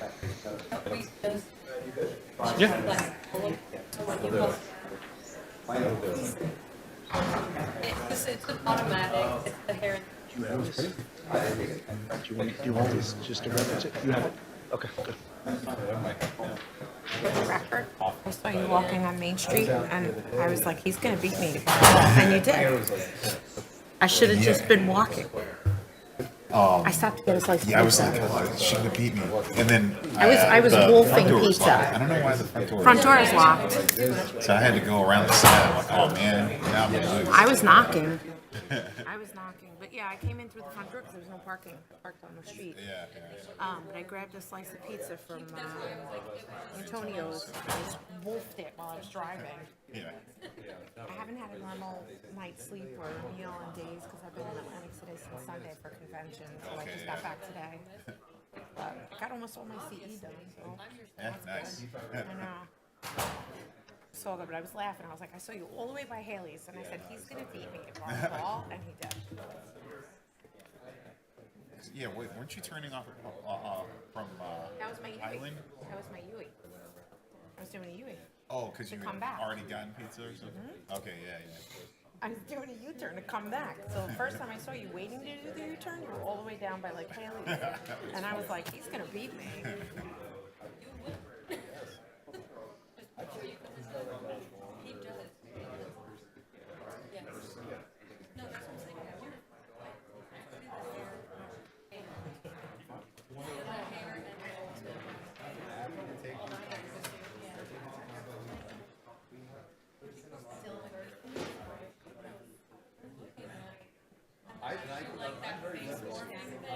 Yeah, actually, I think it's labeled exhibit.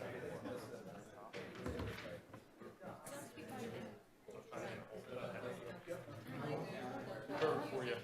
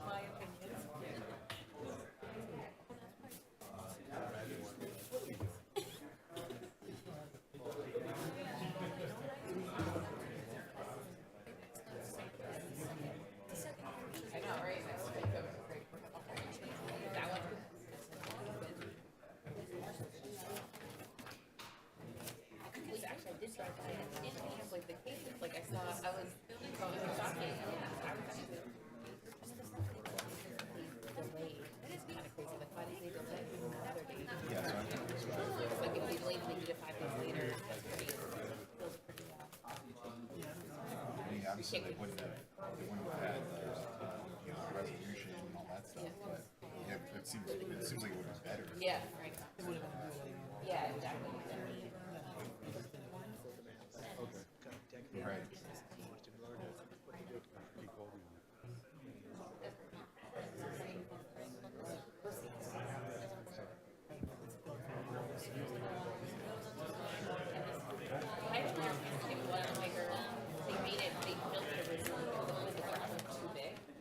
Compared to the original approval, which is like, this is bringing it down to an approval or just a little bit smaller overhead. I think it's a little bit smaller, Not it's huge. bigger than the original.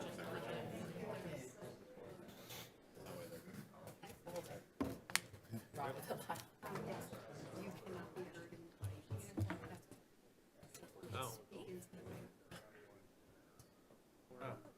Okay.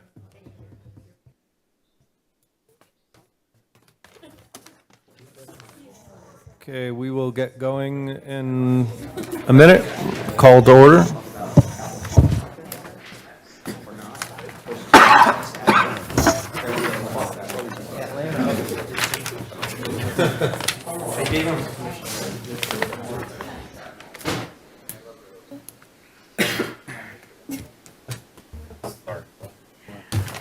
Talking transportation.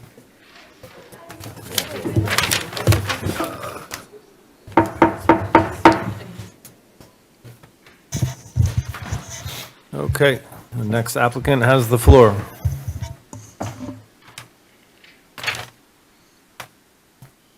Okay, Okay, thank you. Good evening, Mr. Chairman, members of the board. My name is Kevin Morse, an attorney from Woodridge, New Jersey.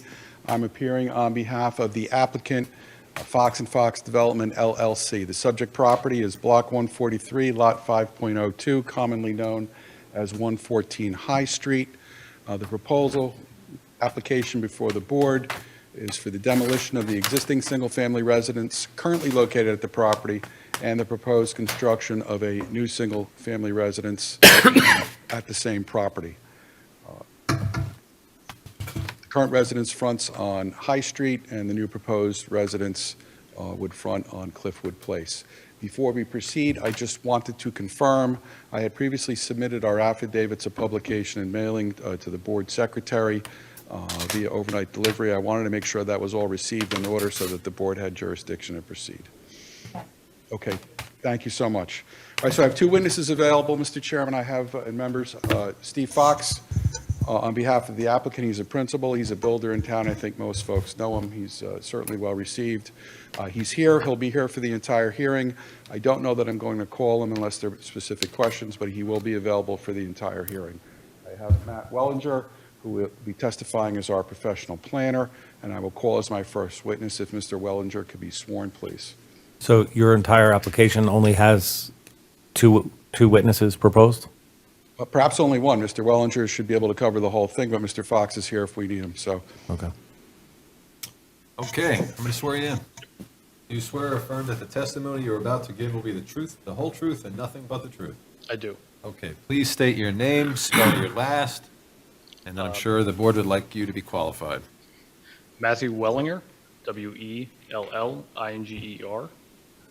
Work for the firm of EKA Associates, 328 Park Avenue in Scotch Plains.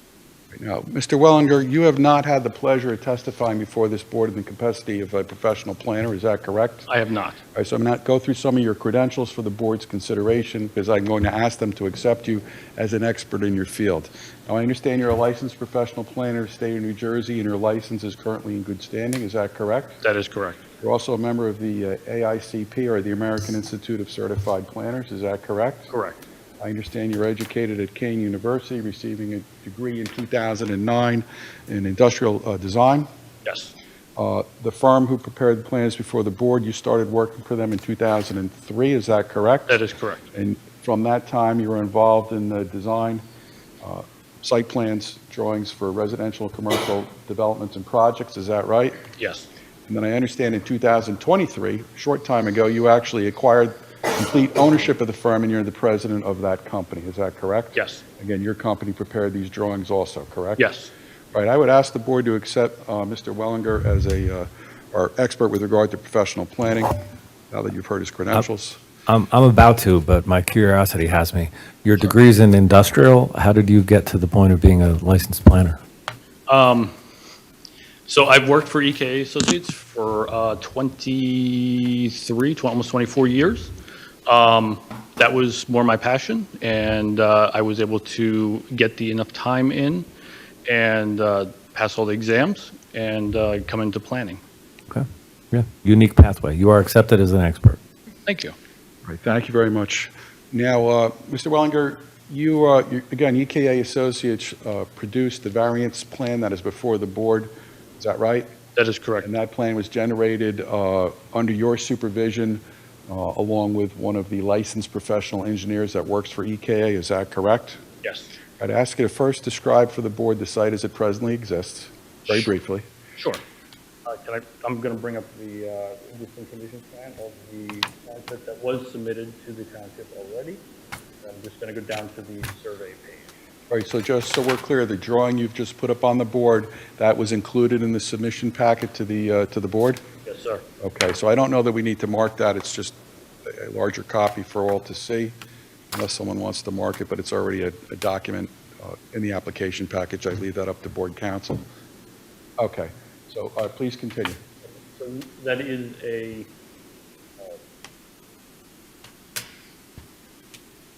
4-page set with a 1 of 1 at the end, makes it 5 pages.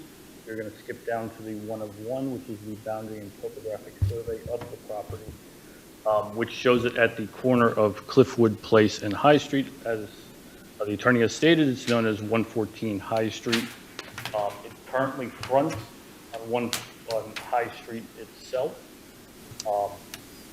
with a driveway and garage fronting on High Street.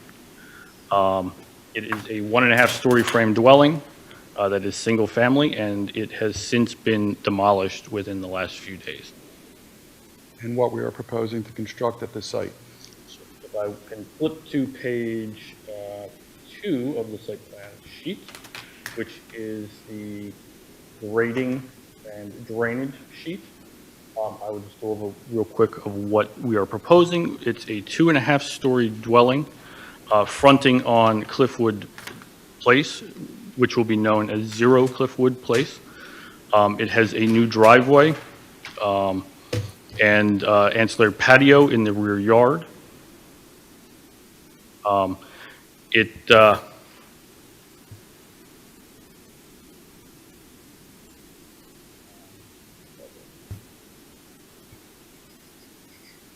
it has an ancillary patio in the rear yard and requires one bulk variance for the construction of this dwelling. I believe you have an exhibit that is a color rendering of the actual dwelling itself. So that's a picture of the proposed house, is that correct? Correct, that was prepared by the architectural firm. The plans, that was submitted with the plan set, but was not a color rendering, so if that would be preferred to mark as A1, we can do that. Can you use, I'm sorry, can you use the microphone? Oh, sure. We can mark that as A1 then. It's a color rendering of what was submitted to the board, the same house. All right, and then there's an Exhibit B. You know, it might be better, if you don't mind, if you could take the mic out of the stand, or maybe elevate it, I don't know, one of those options, but just have it closer to your mouth. Perfect.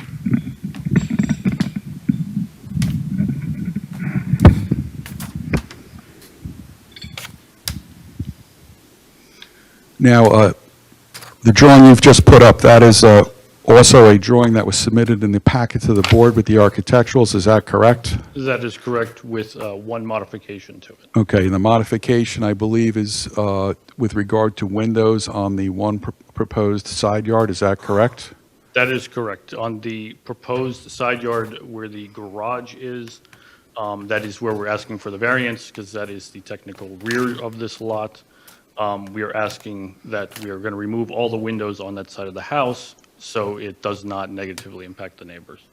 Okay, so that's, that side of the house is the one that has a house adjacent to it, correct? Correct. On Cliffwood Place. Okay, and the intention, again, was just so that there would be no one looking out of the proposed house towards the dwelling that exists next door, is that right? Correct, because half the windows are actually into the garage anyways. All right, so from a technical perspective, obviously, it's not a complicated application, but we are requesting a bulk variance, and I'd ask you, Yes. to really detail your planning analysis for the board and any opinions you've reached, detail the bulk variance itself and so forth, and give them the opinion on why we believe it's justifiable. Yes, so the, if I can go back to my plan set here, and I want to go to page 1, I want to go to our standard cover sheet, which has the 200-foot radius map within it.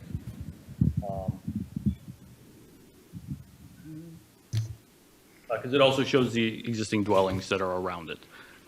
We are requesting a kind of a hyper-technical variance for this one due to the fact that it is a corner lot and it is very much a square shape to it.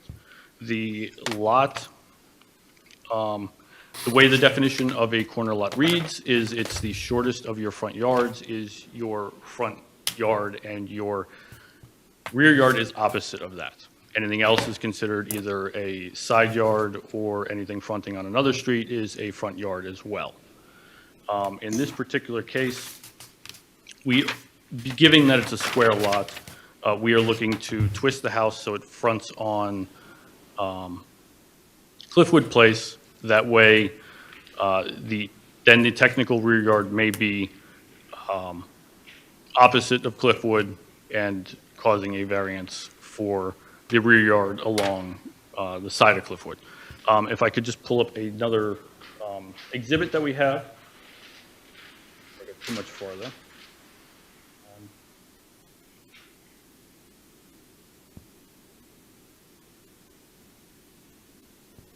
We want to mark this as Exhibit C. Is that part of the existing drawings that were submitted? No, this is a separate drawing. Then that should be marked. I think we're to A2. A2. All right, so then let's go through it. I gather you visited the site in the surrounding neighborhood. Is that correct? I did, yes.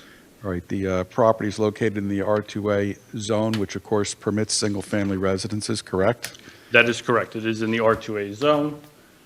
Actually, I apologize. I'm going to go back to the other drawing. We'll talk about the conditions around it. So yes, it is in the R2A zone. Having a frontage on, obviously, Cliffwood and High Street.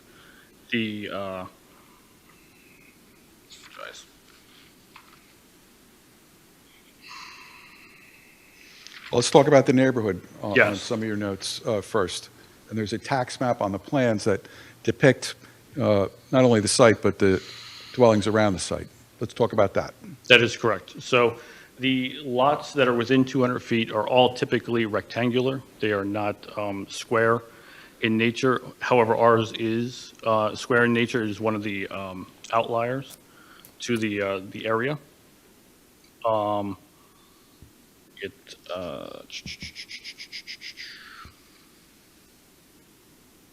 Yes. So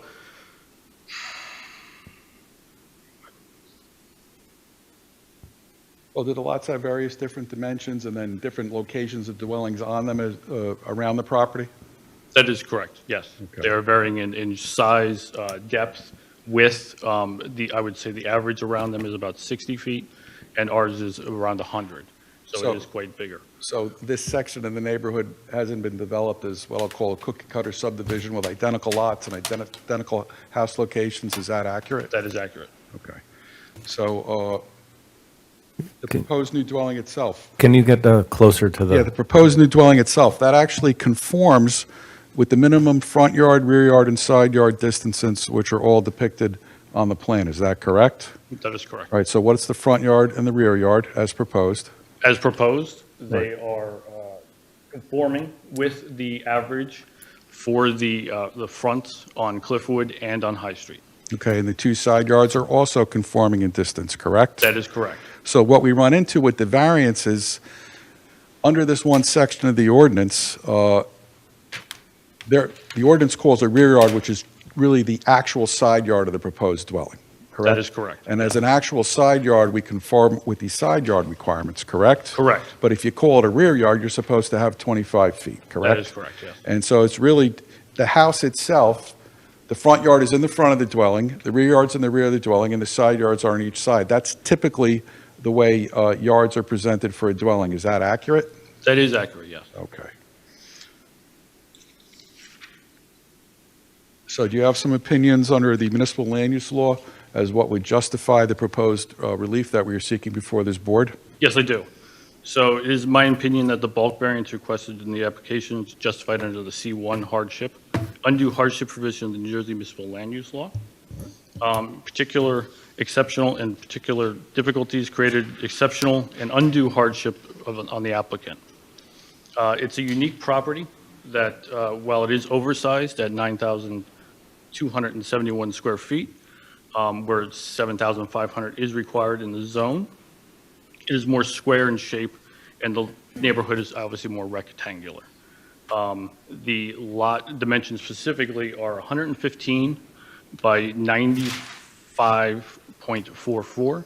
Which side is 115? Cliffwood or High? Cliffwood, excuse me. Thank you. Yes, Cliffwood is 115. And High Street is 95.44.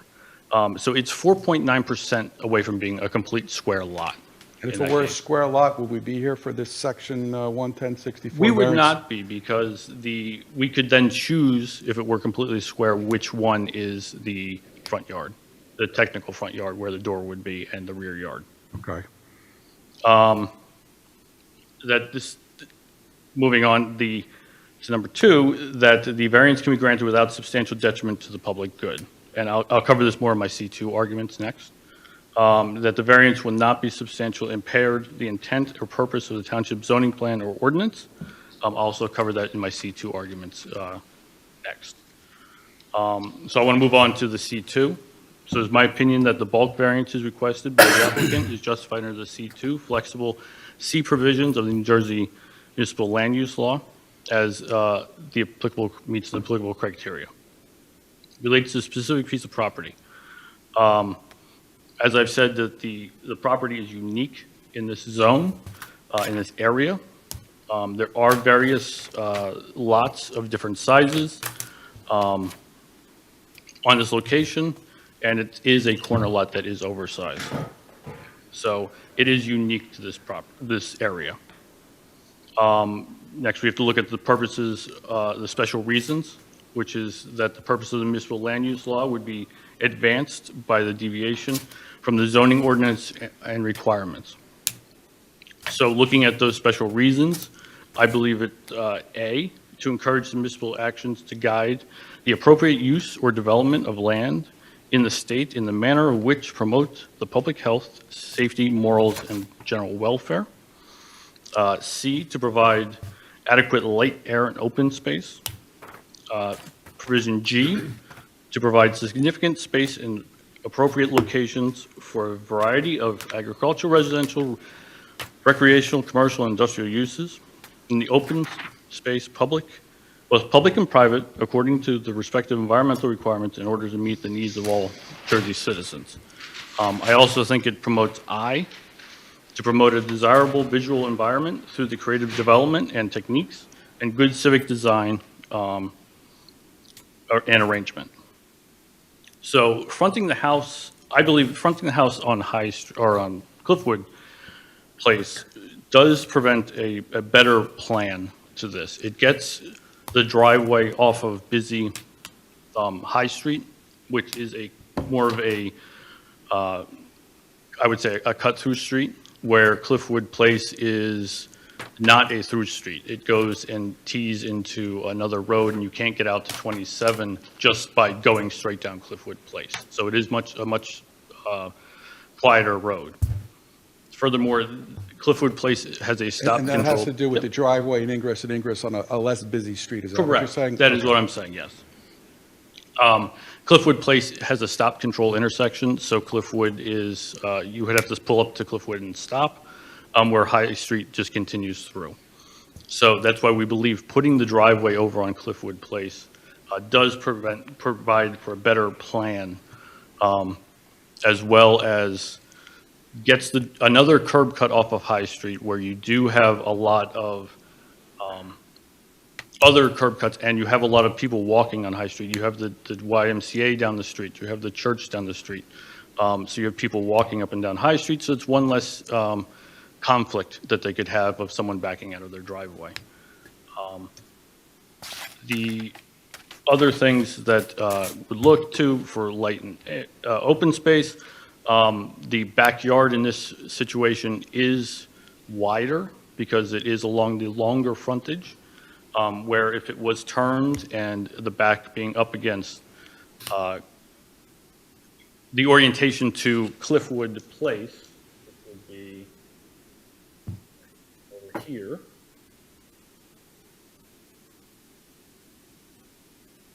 So if we did the strict rules of the zoning and had our rear yard in this area here, it would be a smaller rear yard because it would not be as wide. That property line that goes away from Cliffwood Place is only 89.99, where the width of the rear yard in our scenario is 100. So it does make it for more light and open space in this area. As stated before, the applicant is willing to remove the windows over on Cliffwood Place along the garage to make that more attractive to the neighbors so that they don't see cars or lights inside the garage. And he's going to eliminate the windows in the second story to prevent nuisance of looking out into someone else's yard. And also, following what I've heard from the board previously on the other matter about the sidewalks, it does take that sidewalk off of, or the curb cut off of High Street to, prevent another conflict. So being that High Street would be more of a walkable route.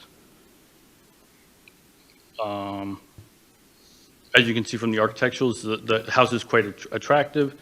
It lends itself and adds to the character of already a lovely little neighborhood, and also helps bring the rest of the housing stock up as it is a new build in the neighborhood. Also, that the elimination of the old house does remove 4 non-conforming, existing non-conformities that the house had. It was non-conforming for both the average front yard setback for High Street and for Cliffwood Place. It also had a non-conformity for the patio, where in this particular case, the patio was only 0.17 feet away from the property line, which is well outside of your requirement of 3 feet. So this does provide a better plan for what was there, and we think that it does provide a better plan for the rest of the neighborhood and for safety. Now, is it true that if this house were orientated towards High Street, that we wouldn't need a variance?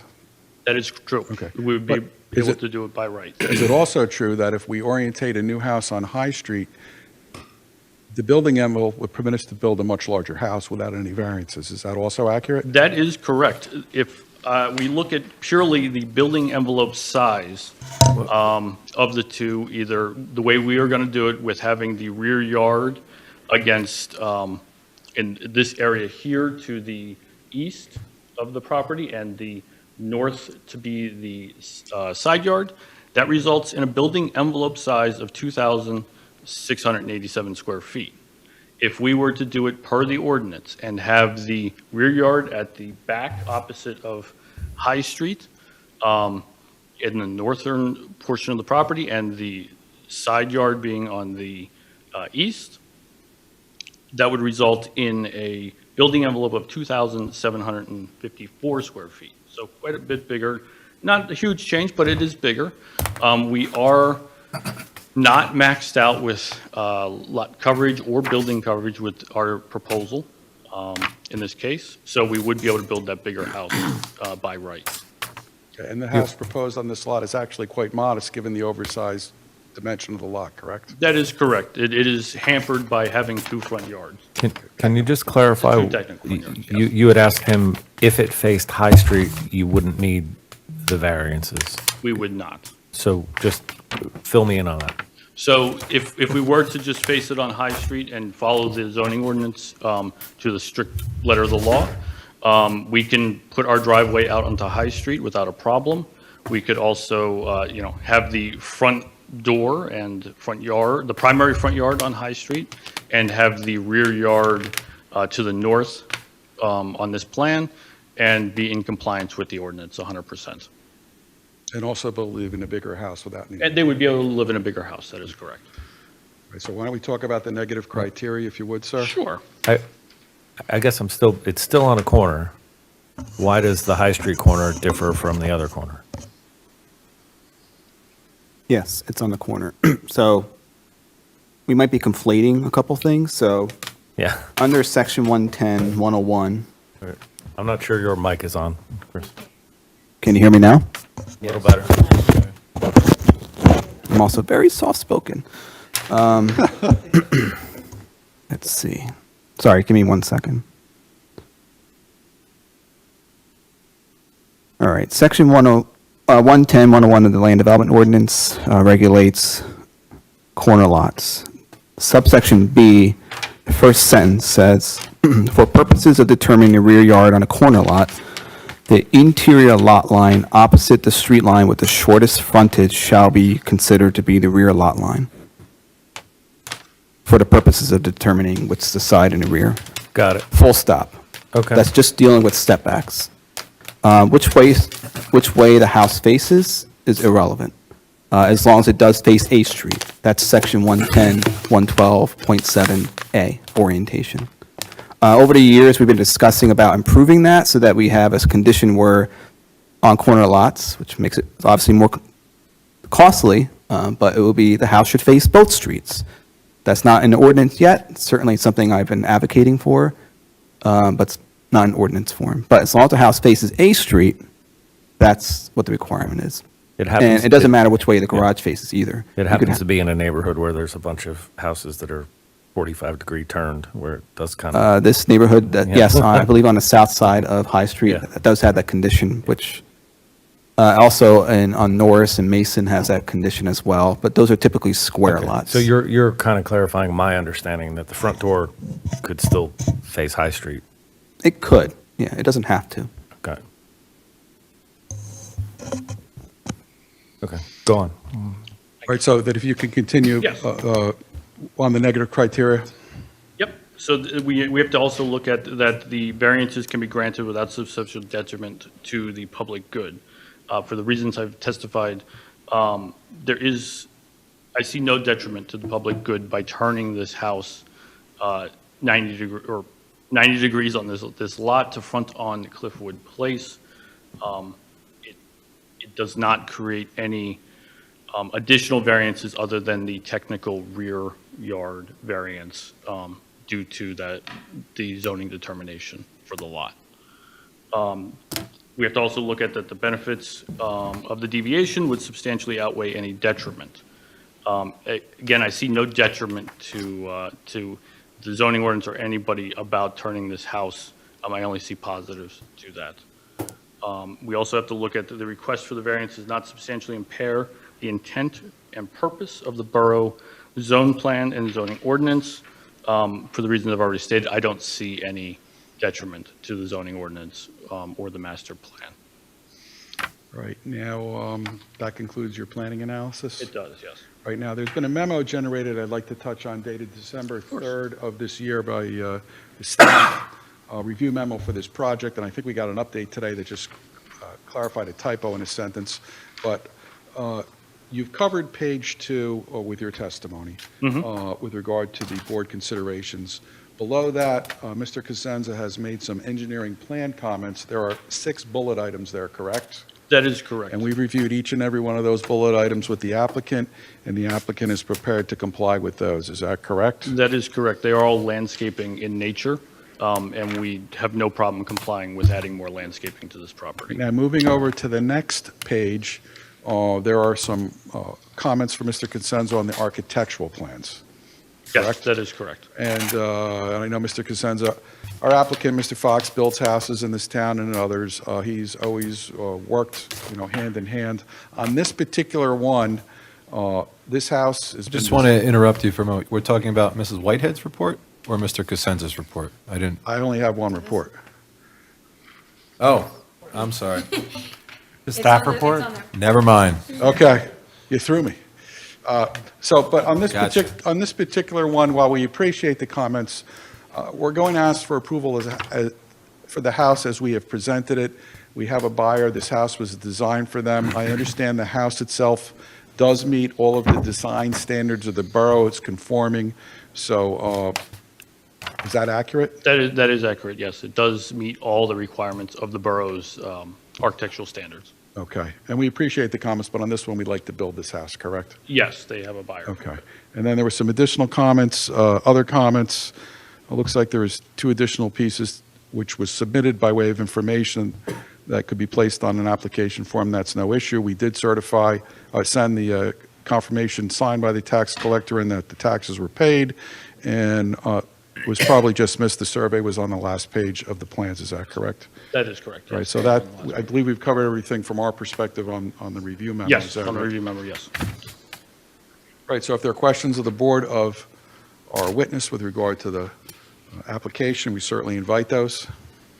I guess one question to Chris. You have no more open issues other than what's noted? No, I think when I gave my comments to the zoning officer, she included them, I guess verbatim. Yeah. It was meant to be like conversational, so I appreciate it being like, very open-ended and really honest, especially including the architectural plan comments. On that topic, I understand the house is sold. This might be a question for Mr. Fox, but if you can answer it, would you be willing to have the buyer talk to me? I'm not trying to change their mind, I just want to ask the question to them. If they don't want to do it, then that's fine. Okay. And the only reason I say that is because in a perfect world, even though it's not in the ordinance, the house faces both streets, and part of that is shifting windows around. But I understand completely when a homeowner has this dream home they want to live and they want to live in this community. They have this vision, and obviously you spend a lot of time and money trying to do that. And I'm coming here at the very back end asking for changes. I understand that's creates a little bit of a ruffle. So if I can talk to the owner, the buyer, I would like to have that ability just to discuss that. Would that be acceptable? Yeah, if he's going to speak, we should really have him sworn in, so I'll call Mr. Fox if he could be sworn, please. Sure. Sure. You swear? All right, Mr. Fox, do you swear or affirm that the testimony you're about to give will be the truth, the whole truth, or nothing but the truth? Absolutely. Yes, I do. Chris, not only would I be willing to do that, I think it's an excellent idea. And I know we've had talks in the past, and I think you're going to learn a lot from talking to these buyers. Because buyers have needs, and there has to be give and take on both ends, okay? We can't design houses that we think fits in when maybe the buyers aren't going to buy them. So there has to be some middle ground there. So I would love for that to be set up. They're nice people. They waited a year to buy a house in Metuchen. They're 2 emergency room doctors. I think they're going to be great demographics to support our downtown. And they're looking forward to build there. Yep.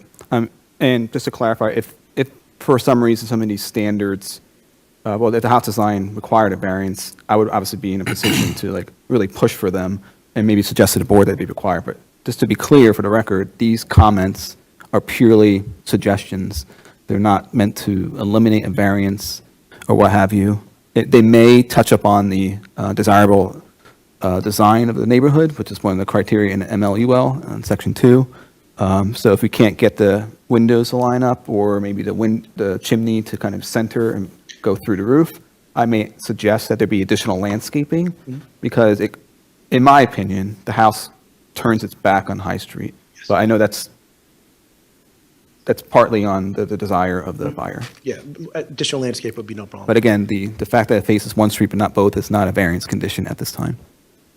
Kevin, could I just clarify something? Matt did a great job as a planner. Kevin did a great job as an attorney. I just want to dummy this down a little bit, okay? This is a totally oversized conforming lot. It's over 9,000 square feet, okay? So I want everyone to understand, and the public to understand, this is a totally conforming lot. So the only reason we're here, and quite frankly, I guess it's a goof up on my end, I built a lot of homes in this town, and your old zoning officer before Monet came, and I had a talk about this lot. And at first, we were going to go on High Street because that's where the house sat normally. So, of course, first blink was to do that. And then as we looked at it further, we evaluated it makes sense to go on Cliffwood, okay? Get it off the busier of the 2 streets. High Street is not a highway, but it is busier than Cliffwood, okay? And I've been in front of this board and numerous boards, and they want me to be off the busier street out of the 2. So, of course, then when I shifted it, I went to the old zoning officer, Tom. We had a verbal conversation. I did not apply for a zoning permit, and we built a lot of homes in Metuchen and corner lots. But because of this lot being 95.44 on one side, correct? And not 100.14, which would be a perfect rectangle, square, that's why I'm here.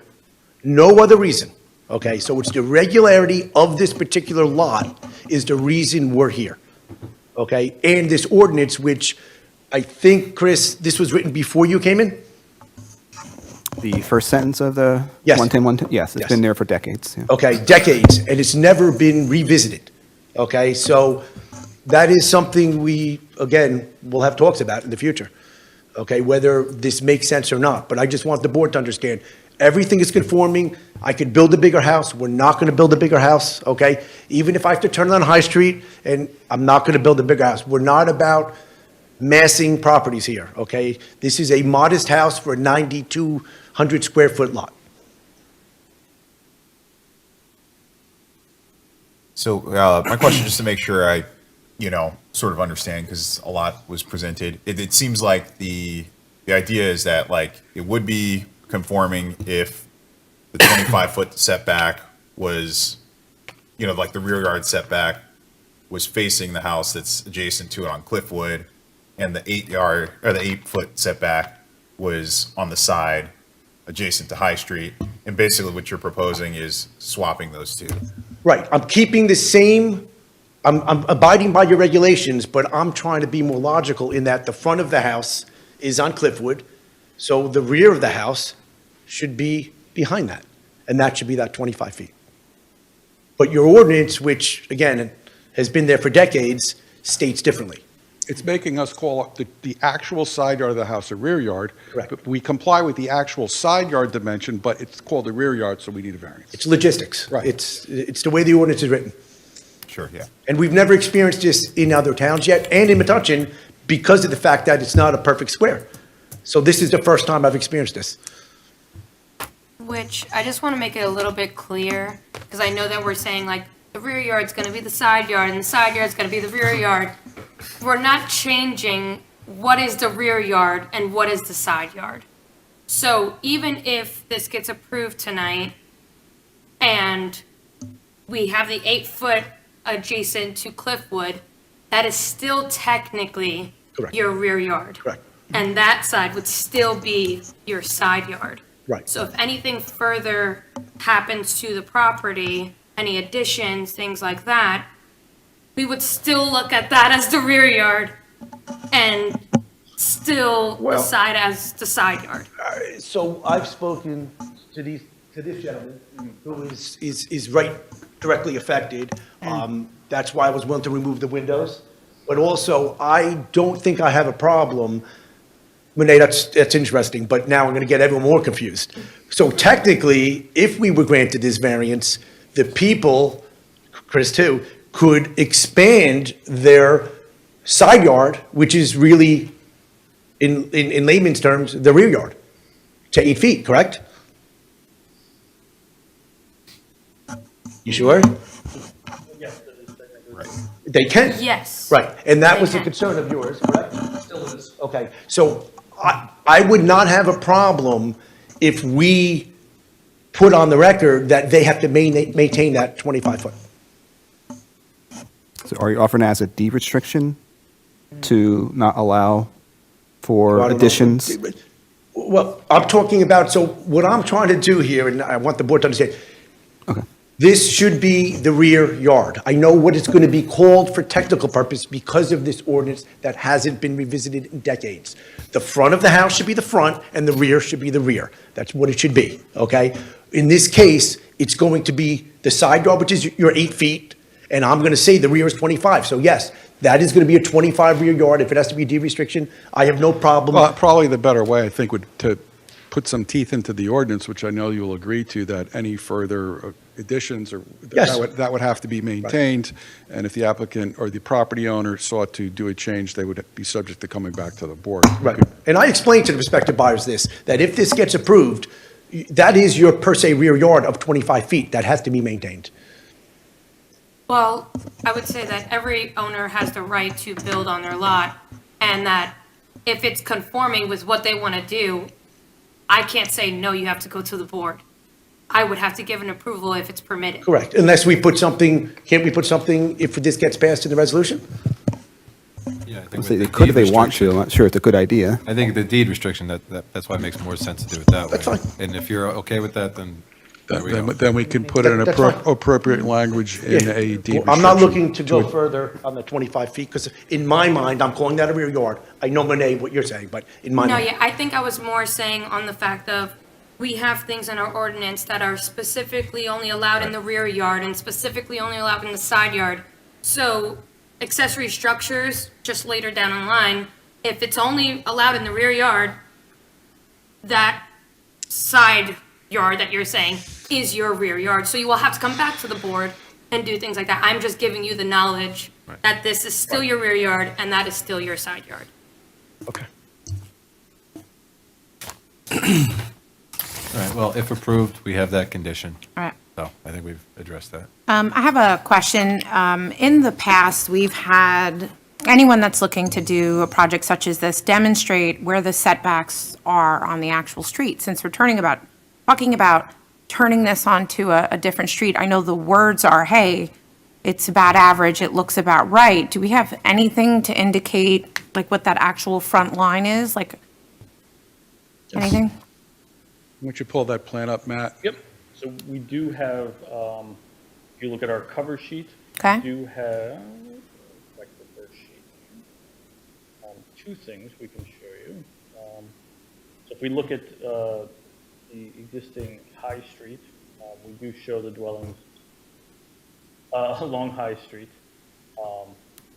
But Yeah, that's they are pretty that was lined the up. previous existing home. Correct, correct. What I'm saying is I want to, we have in the past, as this board, been on here over 10 years at this point, been given demonstration showing almost a clear line of, hey, to fit in with this neighborhood where, we're showing you that we're averaging Oh, so where it that, is. sorry, I'm sorry. Yes, we can show you that. That is on our page 2. Thank you. We did do the front yard average. Thank you. As per the ordinance. Perfect. Okay, so we looked at, on Long Cliffwood Place, we looked at Lot 8. Okay. Which has a 24.17 foot front yard setback. That is what we are abiding by Okay. on Cliffwood Place. We also looked at High Street, Lot 4, which is directly next to us. Per the ordinance, we're lined up with that one at a setback of 29.39 feet.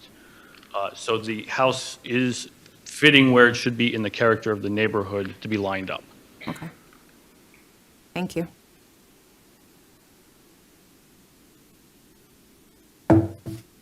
Which plan is that on to help me out here? So that is on page 2 Yeah. of the plan set. That is the grading and drainage plan. All right. Um, I'm going to find it.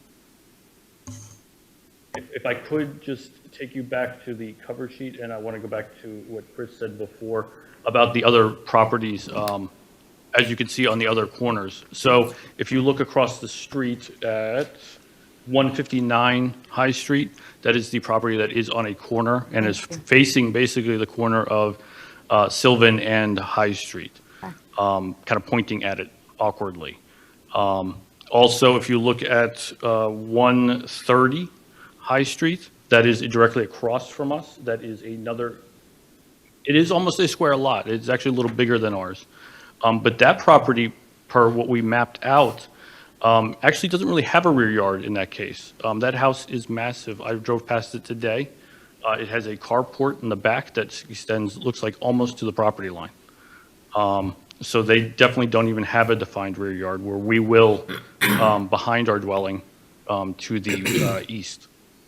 Or in this particular case, yes, it would be to the east here for our proposed. Yeah, there are certainly numerous mixed contexts of how the buildings There are, interact yes, with in their that neighborhood. property When I lines. drove through it, yes. It's what makes the character of that neighborhood.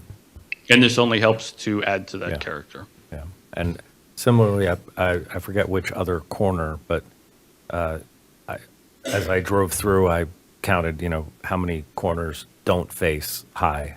And Yes, if you not, look at the. not taking into account the ones that are, catty corner that take an angle that face both, there were others that actually face the quieter street.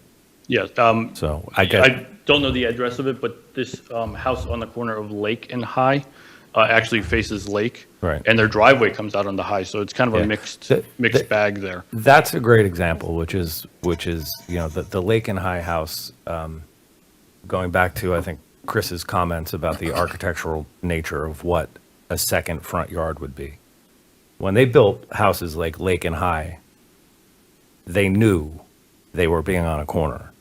This house came from some catalog of houses. It was never meant to be on a corner. So I would like, Chris, you were trying to go all the way down the line of can we work with the future owners? To me, I think the weakest point about it is how landscape and architecturally it faces High Street. And I think a condition would have to be to put some kind of mitigation on what that's doing. And Lake and High is a perfect example of what legacy contextual building in this town is.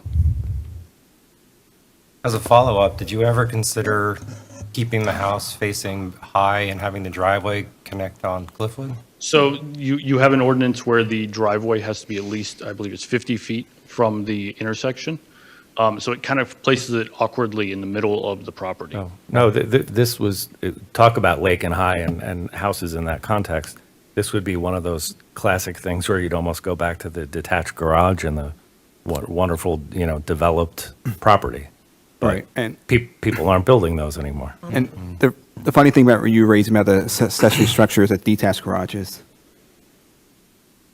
if this was a detached garage, it would be permitted here. In fact, it exceeds the 5-foot setback. Yeah, The yeah. issue here is it's No, attached. But I know it's a different thing we're talking about, But but, the concept of this is a generous lot.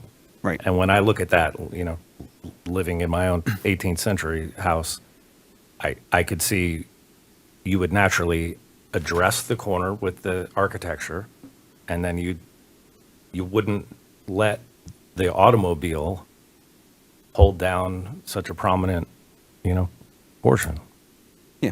And part of that discussion about working with the homeowner is if we can't get the windows to align and put a centered chimney or just make it look like a false front, would be to enhance the landscaping, such as almost like a wooded area. Yeah, I just think there would have to be some condition that, Just so we're clear, if I build the house on High Street, if I get denied tonight, I build the house on High Street, there is no restriction that I need this in place, that I need two fronts, correct?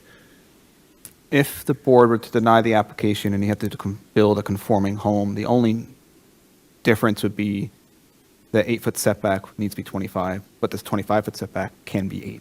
That's all it is. Doesn't Right, matter so which I way you could go on face. High Street and not have two fronts, correct? Correct. Right. yeah. Still be one front. Right, and, Yeah. and understand, in this particular case, unfortunately, and I don't like saying this house is old, okay? These people designed this house, I don't want to sound disrespectful, but I would call this a stock plan.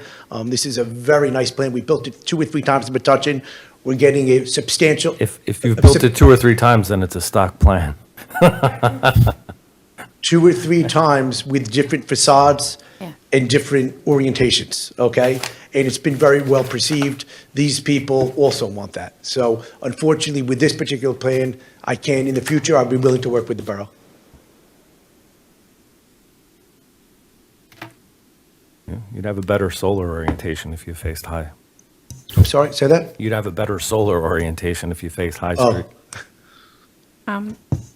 I would like to just probe the question about hardship, because it is something we have to take seriously. So what is, I want you to tell everybody, what is the hardship? Because we took a 1,400 square foot ranch, going with 3,600 beautiful custom home, basically. But I'm trying to understand what the hardship is, because this plot of land is quite large. So it's not something where we're dealing with the radio section as we normally see, which is about 45,000 square feet, 45 foot wide. This is a beautiful 115 by 95, so I would love if you can explain what the hardship is. Before you start, I just want to make it clear, Please. unless I misheard, it's possible. You were focusing on the flexible C variance. Did you have any testimony on hardship? Very briefly, well, and that was only based upon the corner lot. You want but to hear more of that? I do. Okay. I would love to know what the hardship is, so I can better understand it to The make a thrust decision. is the flexible C. Out of the two. I would we will- agree. I'm not we- sure, frankly, I don't know the hardship if you have one. Okay, well, if that's the case, we firmly believe the flexible C is really, we put the hardship in just based upon one comment about the lot size, but the thrust of this case is the flexible C. I agree. Okay. Would that be correct? That is correct, and I think we were kind of looking at it as it is an outlier to the neighborhood as far as conforming with the rest of the neighborhood, that it is so large and it is a square when everything else is a rectangle. And for the reason that this is a brand-new house and it's a huge lot, that's the reason why I don't think there's hardship. But if the board were to, for some reason, well, I'm going to say some reason, that if the board were to make the decision that it does not meet the flexible C2 criteria, then there should be a discussion on a C1. So if that were the case, then we should hear that. but I don't think it's necessary, in my opinion. Sorry, No. Ms. Zielski. I agree with you.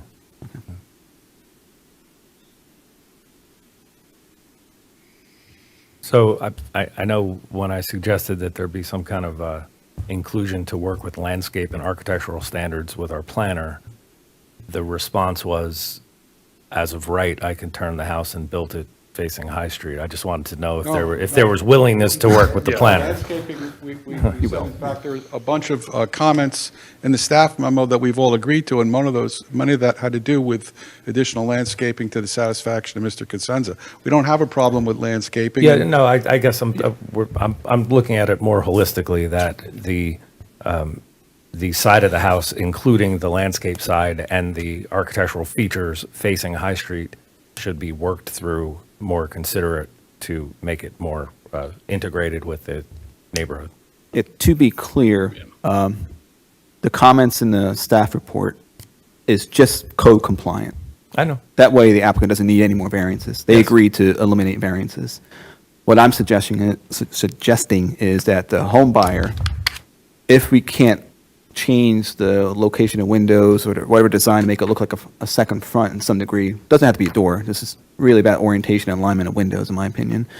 I would ask for additional landscaping on top of the code. And the applicant would have no objection Okay, to I just that. wanna make sure we're And we clear. would work with you to whatever you suggested for that additional landscape.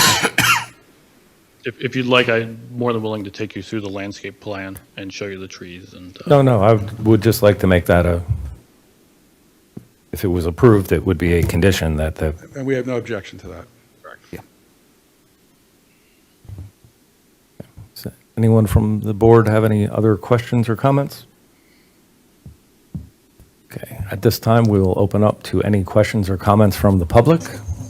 Anybody like to step forward? From the other applications, we know the drill. State your name. Hi, Catherine with a C, Lamoureux. Oh, I have to do this first? Catherine, I'm going to swear you in, all right? Do you swear or affirm that the testimony you're about to give will be the truth, the whole truth, and nothing but the truth? Yes, I do. Okay. I'm My name sorry I is interrupted you. Go ahead. Catherine with a C, Lamoureux, Lamoureux. I have a prepared statement. Good evening, my name is Catherine Lamoureux, and I live at 2 Cliffwood Place. My property directly borders the lot under consideration. My husband and I moved to Metuchen 35 years ago. We've been in the Cliffwood house since 2004. One of the reasons we loved and bought the house we're in now was because of the number of windows that bring in sunlight. We have 7 windows on the first floor that face south and overlook the lot in question. We were lucky enough to have our wonderful neighbor's garden behind the house that was on that lot. That gave us privacy and lots of sunlight. Now, with her passing, her house and gorgeous yard have been razed.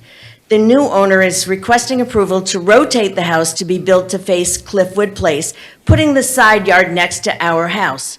Because of the new placement and the house's massive size, the builder's design reduces the side yard setback from 25 to approximately 8 feet. All this you know, I wrote it before I knew you would know this. This is a textbook example of trying to fit a house that belongs on a wider lot into a space that zoning does not allow. This is not a minor variance. It eliminates nearly 2/3 of the space required by zoning and turns a previously compliant configuration into one that would permanently impact the neighboring houses, especially mine. The plans clearly show an exceptionally large 2.5-story house, which in my opinion, my humble opinion, is far too large for that lot, but unfortunately I can't do anything about that. The home has it had multiple side-facing windows.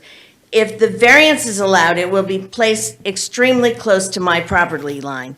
This would significantly reduce natural light, eliminate privacy, impact drainage, and diminish my property value. This structure is significantly taller and bulkier than the previous house and then my house. It will cast shadows onto my yard and windows for most of the day. The applicant is claiming that they should be allowed to put the house very close to the lot line because of hardship. This is not a hardship case.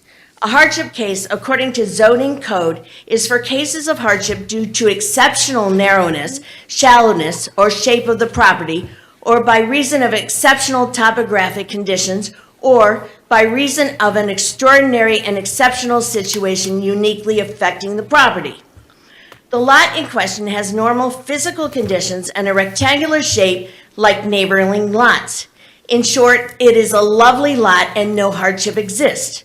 There is no reason the lot cannot be developed in compliance with zoning as it was historically.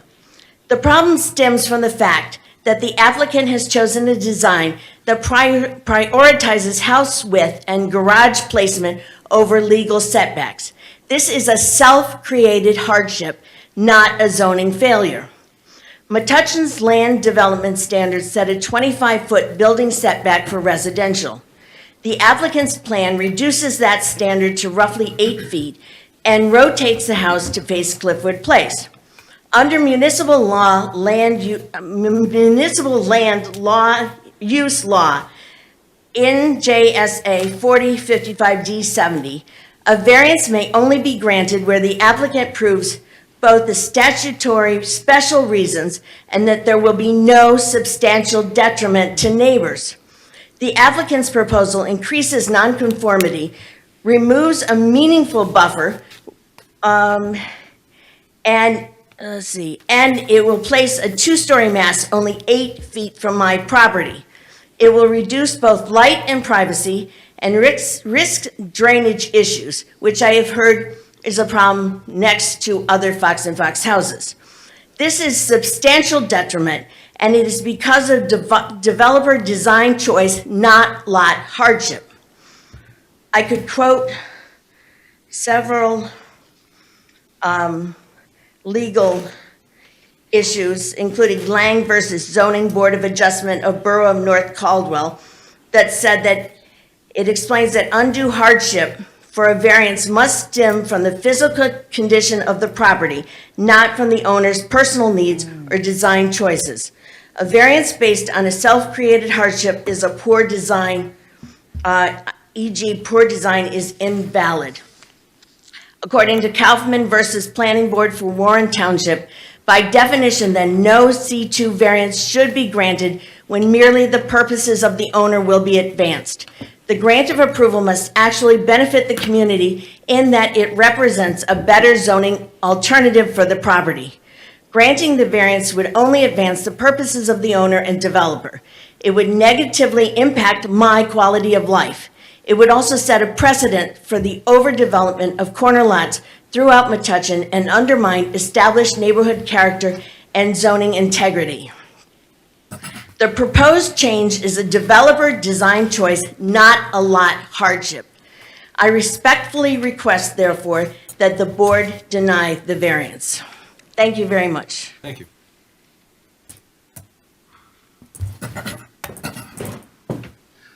My name is Lawrence Pound. All right, Lawrence, I'm going to swear you in. Do you swear or affirm that the testimony you're about to give will be the truth, the whole truth, and nothing but the truth? Yes, I do. Okay. Lawrence Paone, last name is spelled Paone. I live at 2 Cliffwood Place with this lovely lady. Kind of a tough act to follow, but I'll be brief. I would just ask the board two things. Just to apply the rules and the law as it applies. I just want to get this straight. Because they wanted to turn the house to face Cliffwood, that makes what was Nancy's backyard their side yard, but it still has to be viewed as a backyard. Is that accurate? Correct. Okay, so that's supposed to be 25 feet. Okay, so I would just ask you to abide by the rules and whatever the proper ordinances are, and also just, Mr. Wellinger's designs are great, and I understand all the testimony, but that's just facts and figures and lines. There are people involved here, and I'm sure some of my neighbors, Mr. Wellinger, might take exception to some of the things you said about their lots, but I'll let them deal with that later. But I just want to know, obviously there are people involved here, and I'm sure that the people who have bought the property want to come in, I'm sure lovely people, they'll still be great neighbors. We could use a few more doctors in the neighborhood, that's cool. But I just want everyone on the board, while you're considering this, to just put yourselves in our shoes. If you were living at 2 Cliffwood Place, or if you were living next to a construction such as this, what would you want for your home? So again, 2 quick things. Please obey whatever the laws are, the rules, the ordinances, and just put yourselves in our shoes. Thank you. Thank you. I guess we need to do this, okay? Do you swear or affirm that the testimony you're about to give will be the truth, the whole truth, and nothing but the truth? Yes. Okay, please state your name and spell your last. Yeah, so my name is Marco Antonio Huertas Chacon. My last name is Huertas-Chacon. Okay, and please just speak up a little bit, just Oh, so we can really? make sure Sorry. the recording catches everything. All right. Is this better? Sounds good? Good enough. Perfect. Okay. So at the risk of repeating a few of the comments of my neighbor, I'm just going to read a statement. But prior to that, I just want to say that it seems to me that this argument about facing High Street or Clifford because of the traffic and all that is a statement that comes from someone who doesn't live in the neighborhood. That's not true. Actually, Clifford is kind of like pretty busy. So I wouldn't say that this is true. This is not a good argument. And the house that the gentleman here said was awkward is my house. Actually, we do have our driveway on Sylvan, and we face High Street, right? So I don't see really the reason why that solution cannot be applied in this particular case. So with that said, sorry for that. So having already stated my name, I just want to say that so the applicant claims hardship, due to the corner lot configuration. But as noted in the staff report, which I'm going to take, I read it, this 6,635 square foot lot exceeds the minimum required size and has a rectangular shape like neighboring lots. There is no exceptional narrowness, shallowness, unique topography, or extraordinary situation that would qualify for C1 hardship relief. The applicant has simply chosen to reorient the house from High Street to Cliffwood Place. This is a self-created condition, not a legitimate hardship, and self-created hardship do not qualify for variance relief under New Jersey law, according to me.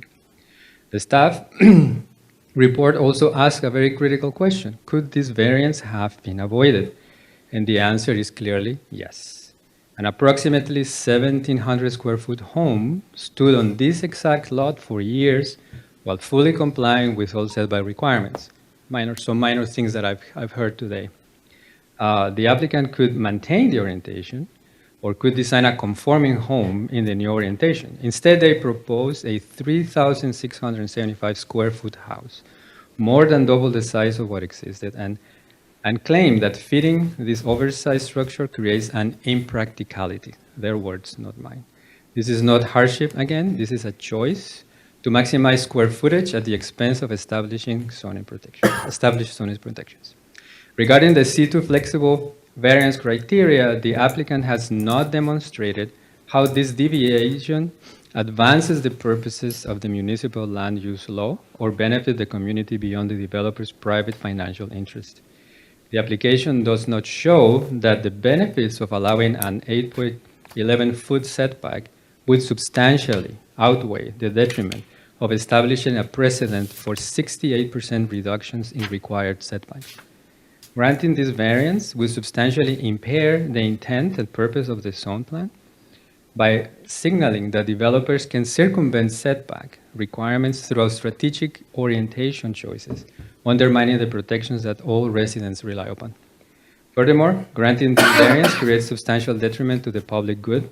It sets a dangerous precedent throughout the borough, encouraging similar requests that will gradually erode neighborhood character and livability. It also accelerates luxury housing development, driving up property value taxes and tax assessments for surrounding homes, which risks pricing out long-term residents and fundamentally altering the economic diversity of our community. Since the regulation could have been met with a different design, and since the applicant has failed to demonstrate that the required C2 criteria are satisfied, I respectfully urge the zoning board to deny this application and uphold the standards that protect our neighborhood. So thank you very much. Thank you.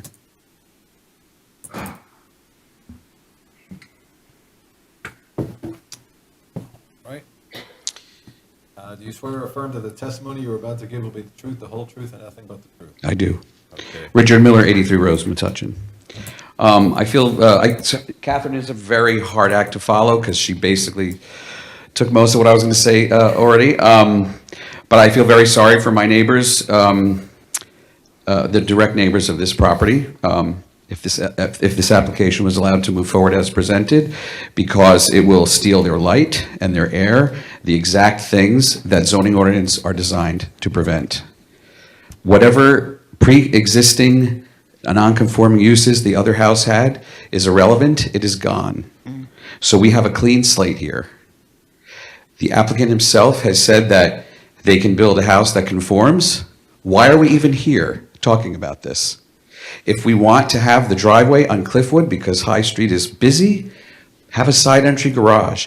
Build a house that conforms, put the front of the house facing High Street, put the backyard where it belongs, so they have a more private backyard, because if I were the applicant for this house, I would not want my side yard with people looking into my backyard from High Street, which is the busy street. And there's nothing to preclude this applicant from hiring an architect and having a new dwelling designed that conforms to all the applicable requirements. They have not proven a hardship as per the municipal land use law, and if this board approves things like this, it just opens the door for more and more abuse of the ordinance. Thank you.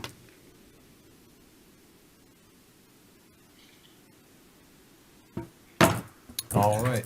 I forget what I'm supposed to say. Okay, so you just say I, if you agree, you say I do, and then I'm gonna ask you for your name. So, first, do you swear or affirm that the testimony you're about to give will be the truth, the whole truth, and nothing but the truth? I do. Okay, and state your name and spell your last. My name is Adam Fensterheim. I live at 100 High Street. Next to them, Can you it's spell your last name, please? yeah, FensterHeim.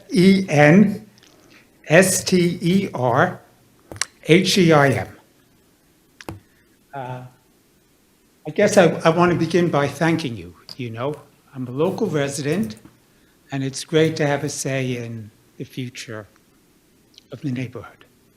You know, so thank you for that. I know it's getting late. I want to say one thing, like the one thing that they said that I think is kind of an error, but another thing you said I agree with. You said that High Street is like a very busy street, right? The cars and all that. It's not a busy street. It's a wide street, but we really don't have traffic. We have a stop sign. There's never any cars at the stop sign. It's not really a busy street. But you also said that there are a lot of people on High Street, a lot of people walking. It's true. A lot of people are walking. They walk their dogs, they go to the Y, they go to the pool, they go to Edgar School, the kids, they go to Edgar School. You know, we have off High Street, there's an entrance kind of down a block to the Greenway. They go there, you know. It's a walkable place. It's a good place to live. That's why you want to build. It's a good place to live. That's why people want to come. That's why you're able to find a buyer. It's a good place to live. So you ask yourself, why does this happen? What makes it a good place to live? It's the zoning code, right? Zoning code. A lot of thought went into that zoning code. And the net result is you have a neighborhood where you want to build, where your client wants to come to live, where people want to walk, you know? And that's great. So I'm here to speak in behalf of the zoning code, to speak in behalf of, why we want to respect that zoning code. And not just part of the code. Not just this paragraph or that paragraph, or not to, like what you said, it's like, this sentence is 10 years old, let's ignore it. You know, the whole thing, working together, creates a cohesiveness in the area, in the neighborhood, and makes it a good place to live. Oh, and by the way, about this, like, you said it was like 10 years old or 20 years old, but I saw something that section when it was revised in June 2023. Is that right? That section, what is it, 100, 110, 110, 100, something like that? Yeah, you're referring to section 110, 101. Yeah, that section was reviewed, revised, whatever, 2 years ago. Yeah, that section was modified to give deference to the zoning official to be able to determine which is the primary front and secondary front for purposes of other sections of the Okay, ordinance. so it was looked at, I mean, that's that paragraph, right? That paragraph was looked at, it was updated, it was reviewed. So it's maybe an old ordinance, but it's been looked at last couple of years.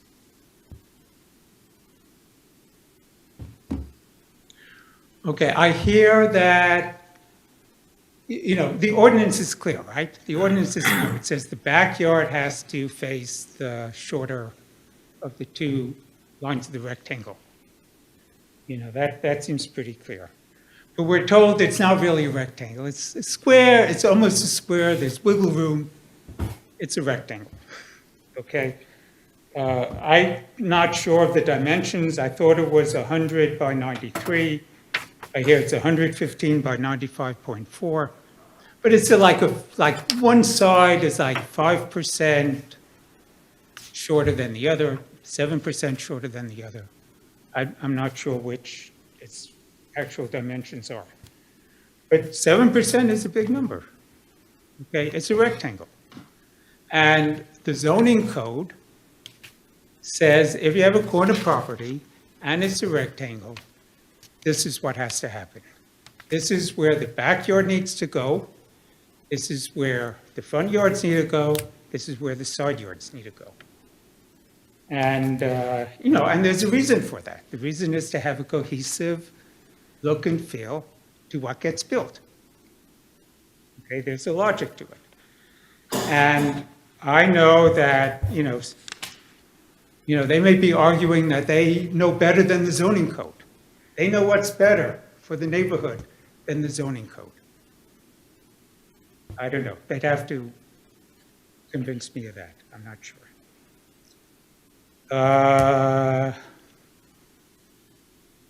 It's interesting because what you said, it says that the second sentence says that the zoning board has discretion over which is the primary street and the secondary street when you have a corner lot. You said that was what was added, right? Yes, that section, well, that phrase existed multiple times related to fences, walls, pools, accessory structures, what have you. When we made that change in 2023, we decided to consolidate and just move that phrase to this section since it was dealing with corner lots and through lots. Okay. So in terms of the street, like which is the primary, which is secondary, you guys have discretion. In terms of where to put the back lot, the language sounds very, very strong. That's where it's got to go. And again, it's got to go there in the name of more livable neighborhoods. That's the logic. The idea that this was just thrown in there, which I think he said, nothing gets thrown in there. The council, they have hearings, they listen to people, they deliberate. So it's not in there by accident or in there by chance. They thought about it. Okay, I think we talked, a lot of people talked about the size of this house. It's a big house, 3,600 some odd square feet. The house that was there was 1,500 square feet. Like my house is 2,300 square feet. The house across Cliffwood Place on the corner, that's like 2,100 square feet. So they're a big house, big house. Yes, developers, owners, you have your rights. You can build as big as you like up to the max. That's good. But but if it's that big, you're going to be constrained by zoning because clauses in that zoning regulation are going to kick in. Okay, you can't rotate it like this because zoning says it's not allowed. It's got to be like this. It's got to face High Street. Now, you have some discretion, but I don't think that discretion extends to allowing a house to be non-compliant. You know, unless there's an extenuating circumstance, like unless there's, you know, some special need.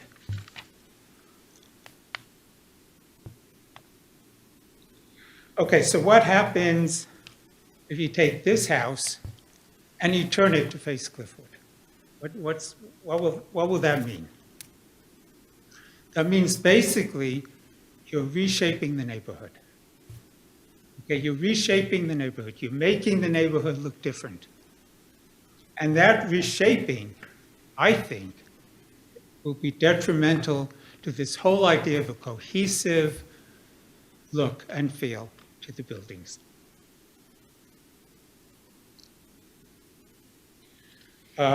Okay. Up to this point, I was wearing, in a sense, my residence hat as a resident. Okay, but I'm also an owner. I live right next door. I'm at 100 High Street. This is 114 High Street. So I want to talk a little bit about like the impact on me, my mouth is very dry, I'm sorry. About me, about my property, and so on. The staff report, and you guys have echoed this, has said that the house turns its back on High Street. What does this communicate about High Street?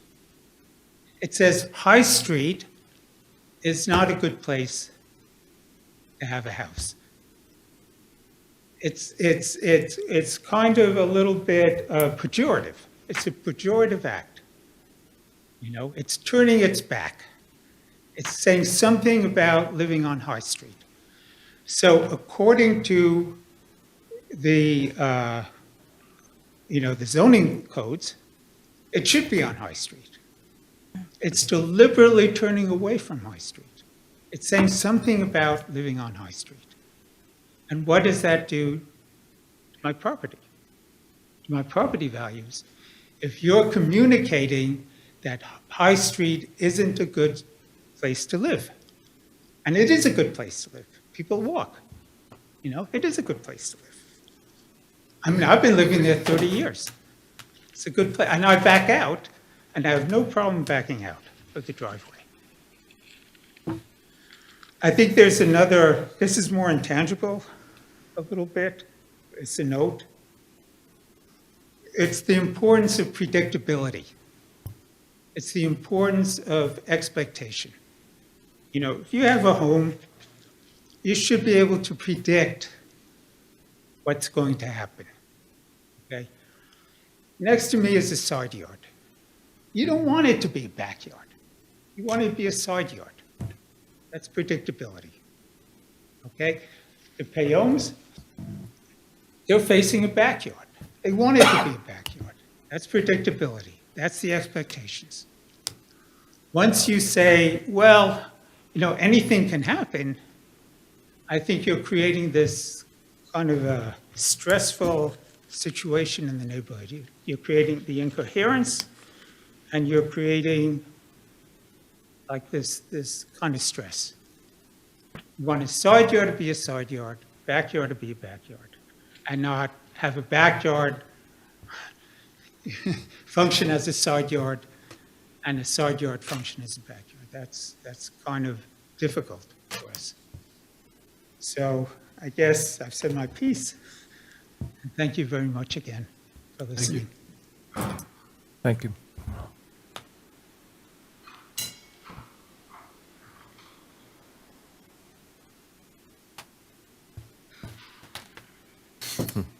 All right. You swear or affirm that the testimony you are about to give will be the truth, the whole truth, and nothing but the truth? Yes, I do. Okay, please state your name and spell your last. I'm Lisa Hyman, 117 High Street, directly across from Adam and the empty lot of 114. I have been there 23 years. I've raised my family. I backed out of my driveway for 23 years with no problem.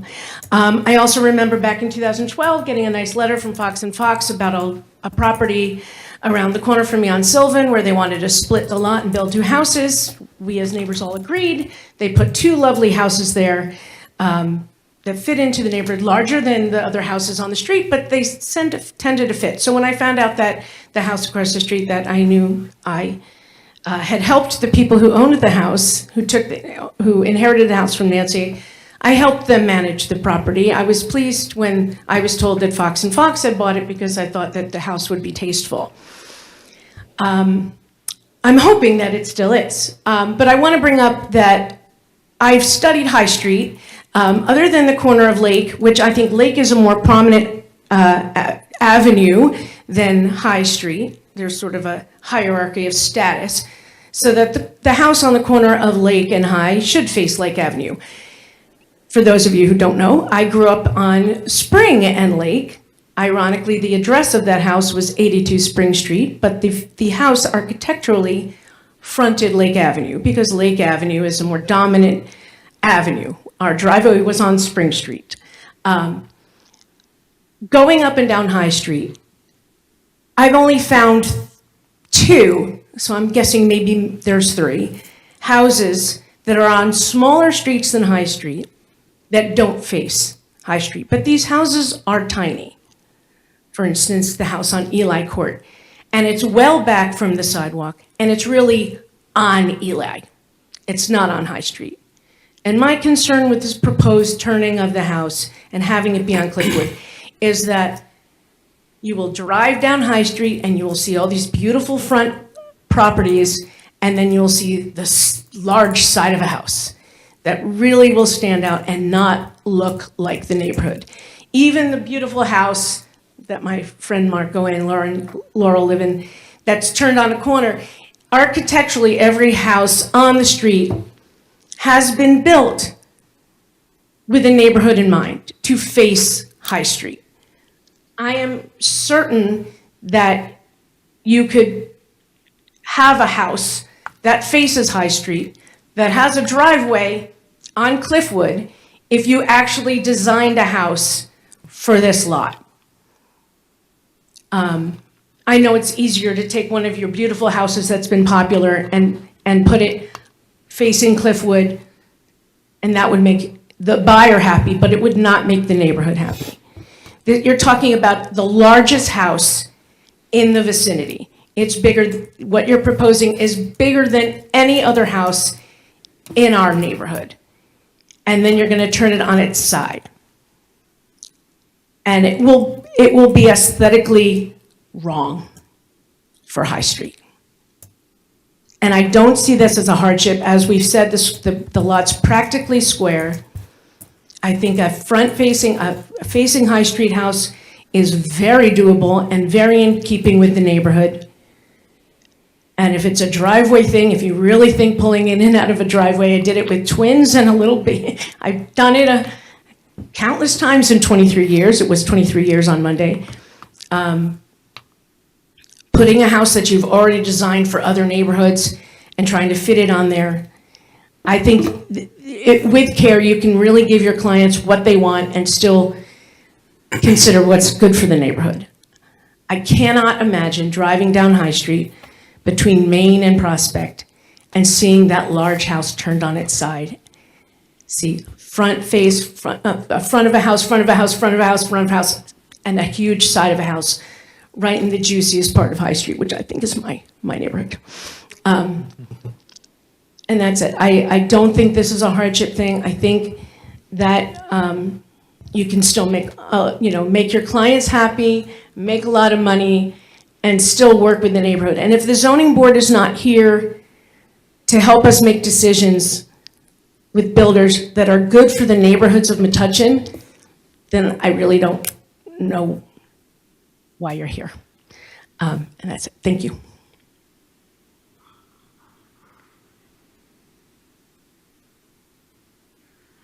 Anyone else in the, okay, seeing none, we will close the public portion. Thank you, everyone, for your words.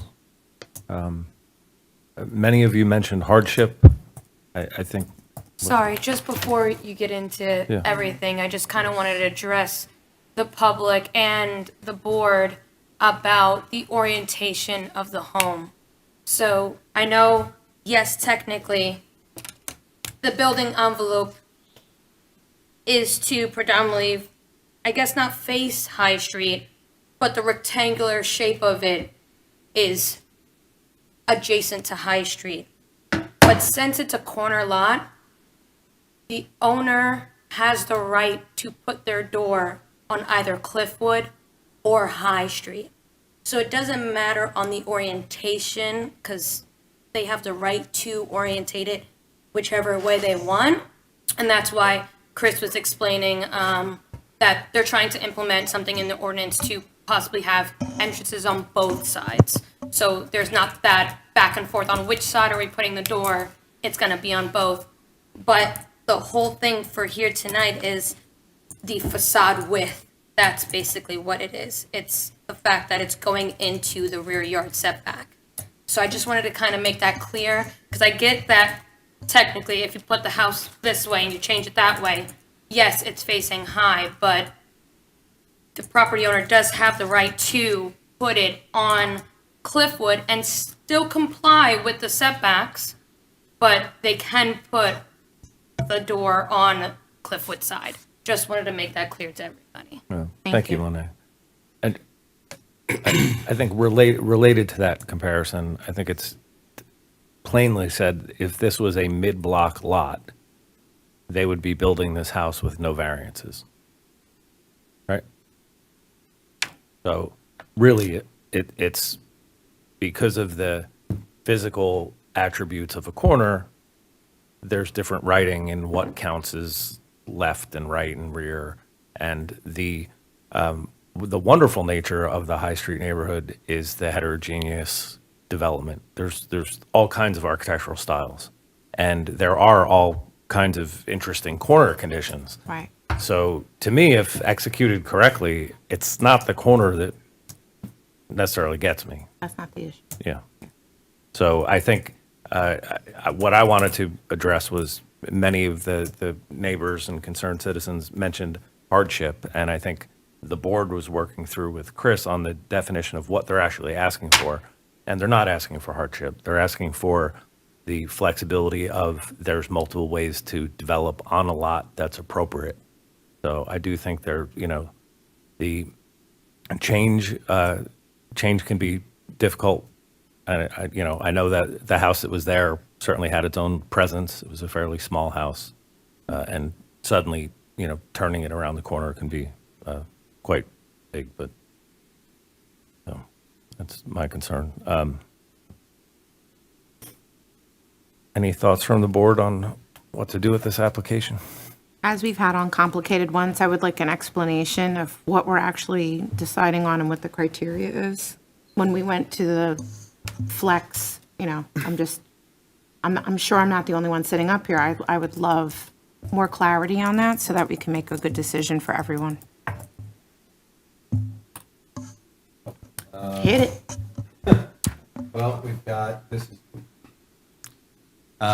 is in the memo that was prepared by our board professionals. But for the C2, the applicant professionals must demonstrate the application relates to a specific piece of property, which it does, that the purposes of the municipal land use law would be advanced by a deviation from the zoning ordinance requirement, that the variance can be granted without substantial detriment to the public good, that the benefits of the deviation would substantially outweigh any detriment, and that the variance will not substantially impair the intent and purpose of the zoning plan and zoning ordinance.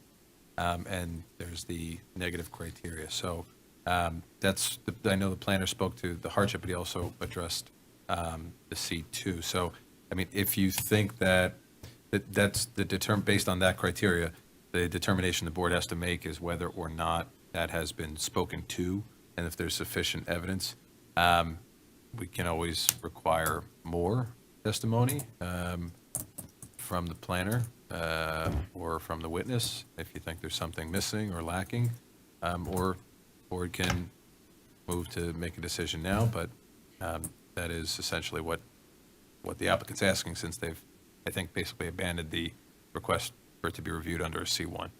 Thank you. Sure. So I think for me, the way I am looking at it is, on one hand, what they are asking for is actually, does seem pretty small. Like they're trying to meet the same requirements, just oriented in a different direction. So I don't know. My main judgment is that, like, that's not a huge, compared to things that we do grant, it's not a huge thing. On the other hand, I guess I would say that I don't, from the standpoint of how this advances, like, the goals, my biggest problem is, like, I don't see how it advances the goals compared to, building something that is conforming and is oriented the right direction, since you could also build an equally large house. So I feel like a lot of objection is to the size of the house being built relative to what was there before. But I think that's probably going to happen either way. I do agree that it makes more sense to me for the house to face High Street. And in that sense, it seems like a better, that would have been a better, decision. So I feel like it's unfortunate that we're, considering this, because it seems like there's, a simpler solution. But yeah, that's kind of where I come down. Yeah, I think I agree a lot with what you're saying. I think, part of our role up here is to take what the ordinances are and make logical decisions when we have to go outside of those ordinances. And we should use those ordinances to guide us. And I'm not clearly understanding a benefit to going outside of an ordinance when an equally large house can be built and conform with what exists. So I guess that's, that's one of the criteria, is the benefit should outweigh the negative, and I don't think I've really seen that. So that's kind of where I'm landing on that. And to be crystal clear, if they just turn this to face High Street, which for all we know might not be the desired, direction, the desired layout, whatever of the person that's going to eventually be living there, and that's not for us to think about. But is that all they need to do to build this house exactly as it exists? I want to be clear. I believe that was the testimony. Who am I asking? Let me give it a shot. And Lene, please correct me. If the house was redesigned so the entry to the home was from High Street, Just turning it. turning the entrance or turning the whole building The footprint? whole house. That's what I believe the testimony said. I don't need this. If it didn't face Cliffwood, I wouldn't have to ask for this because we're in compliance. So I want to make sure that I understood that correctly and that everyone up here understood that correctly. If you took the model, you'd probably have to flip it and mirror it. You have to flip it and mirror it Rotate because it the and garage mirror it. can't be at Correct. the intersection. But So it's not it- the exact house, just It turned most and likely hey, we wouldn't need wouldn't any have to be here. variances. Turned and mirrored, Yeah. The garage would just have to be on the other side, correct. the same. But frankly, where the garage faces doesn't matter either. What Right. the applicant's asking the variance for is the rear yard setback. Right. That's all this application is seeking. It Right. doesn't matter which way the house faces, although it sounds like it matters, which is something the planning board needs to take up as part of its master plan and considering some improvements to the ordinance, because God knows there needs to be ordinances. But the only variance that's requested is rear yard setback. Which is the way the house existed in past tense, that would be their backyard, is what you're saying, like. Are we still allowed to ask questions or not? Technically, no, but this is Metuchen. Yeah, you can ask. I'll take a fair, friendly one. We can't let it bleed out, Fair and friendly. Can I just Do I get have to my question officially? answered? So because I need to be very clear on when we're saying side yard, backyard, side yard setback, backyard setback. What? what side is the stressed side? The side the garage is going to be on, which is the Sorry, old can you home's start from the beginning? backyard? Can you start from the beginning? Okay. She just answered me, and I'm fine with that. I Okay. just needed clarity, Yeah. and I thank you. Okay. Thank you. So just a clarifying question or two. Br- So the applicant. Reopening the public portion for one brief clarification. Thank you. And let me tell you about my childhood. So the applicant has asked for a variance so that on the side of the property that runs alongside my property line, 2 Cliffwood Place, they're asking for a variance, so they don't have, the setback is no longer 25 feet. They're asking for it to be 8 feet. That's what they're asking for, correct? Yes. Correct. So then what the board is deciding on is whether or not to grant that variance, correct? Correct. Okay, so if you were to grant that variance, they proceed as they're proceeding, but if you were to deny the variance, does that mean you would have to turn the house? Or does that mean, It doesn't mean that they have to turn the house. right? It means that they have to modify the house to fit with that 25-foot setback. All right, so last question, are you Also, making this decision technically- tonight, or is it kicking over to it? I don't know. Thank you. Appreciate you reopening, and I hope those were friendly questions. Yeah, they were. Thank you. Technically, if they deny it, there's nothing that they have to do, but Yeah. there's something that they cannot do. They cannot build it as proposed. What they do after that is up to them. They can take the money and run to another town or build Yeah. a bigger house or whatever. Right. But Yeah. any number of things can happen. Appreciate the opportunity. Yeah. And I think the applicant noted there's multiple ways to build without coming in front of this board. So. Yes, please. Again, if we had another 4.81 feet, Yeah.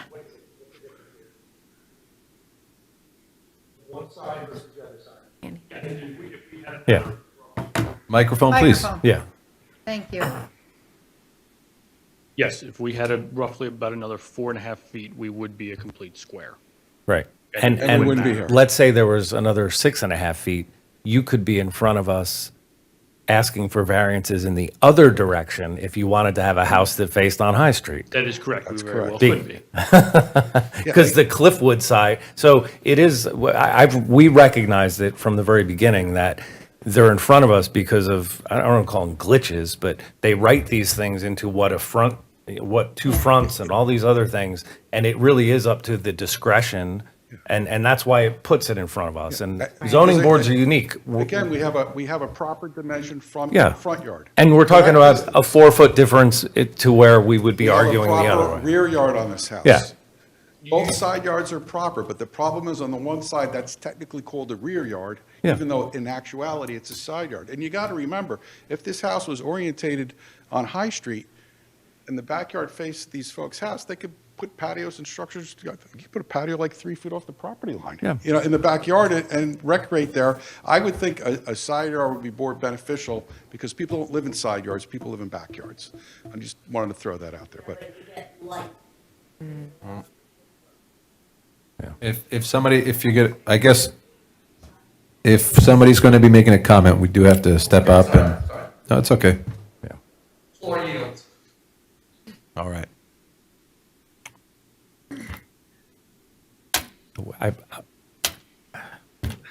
You're bending my Metuchen sensibilities here. A brief reopening. Yeah. I just want to say, the way the house was situated, Adam's house, if it was turned the other way, you would have side house to side house. But right now, if you're talking about 8 feet, the variance, allowing the variance would allow this new house right up against Larry's house in a way that would impact Yeah, their and- light and their backyard. That's it. Yeah. Okay.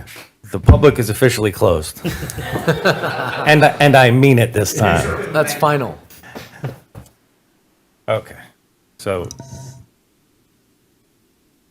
now we're back.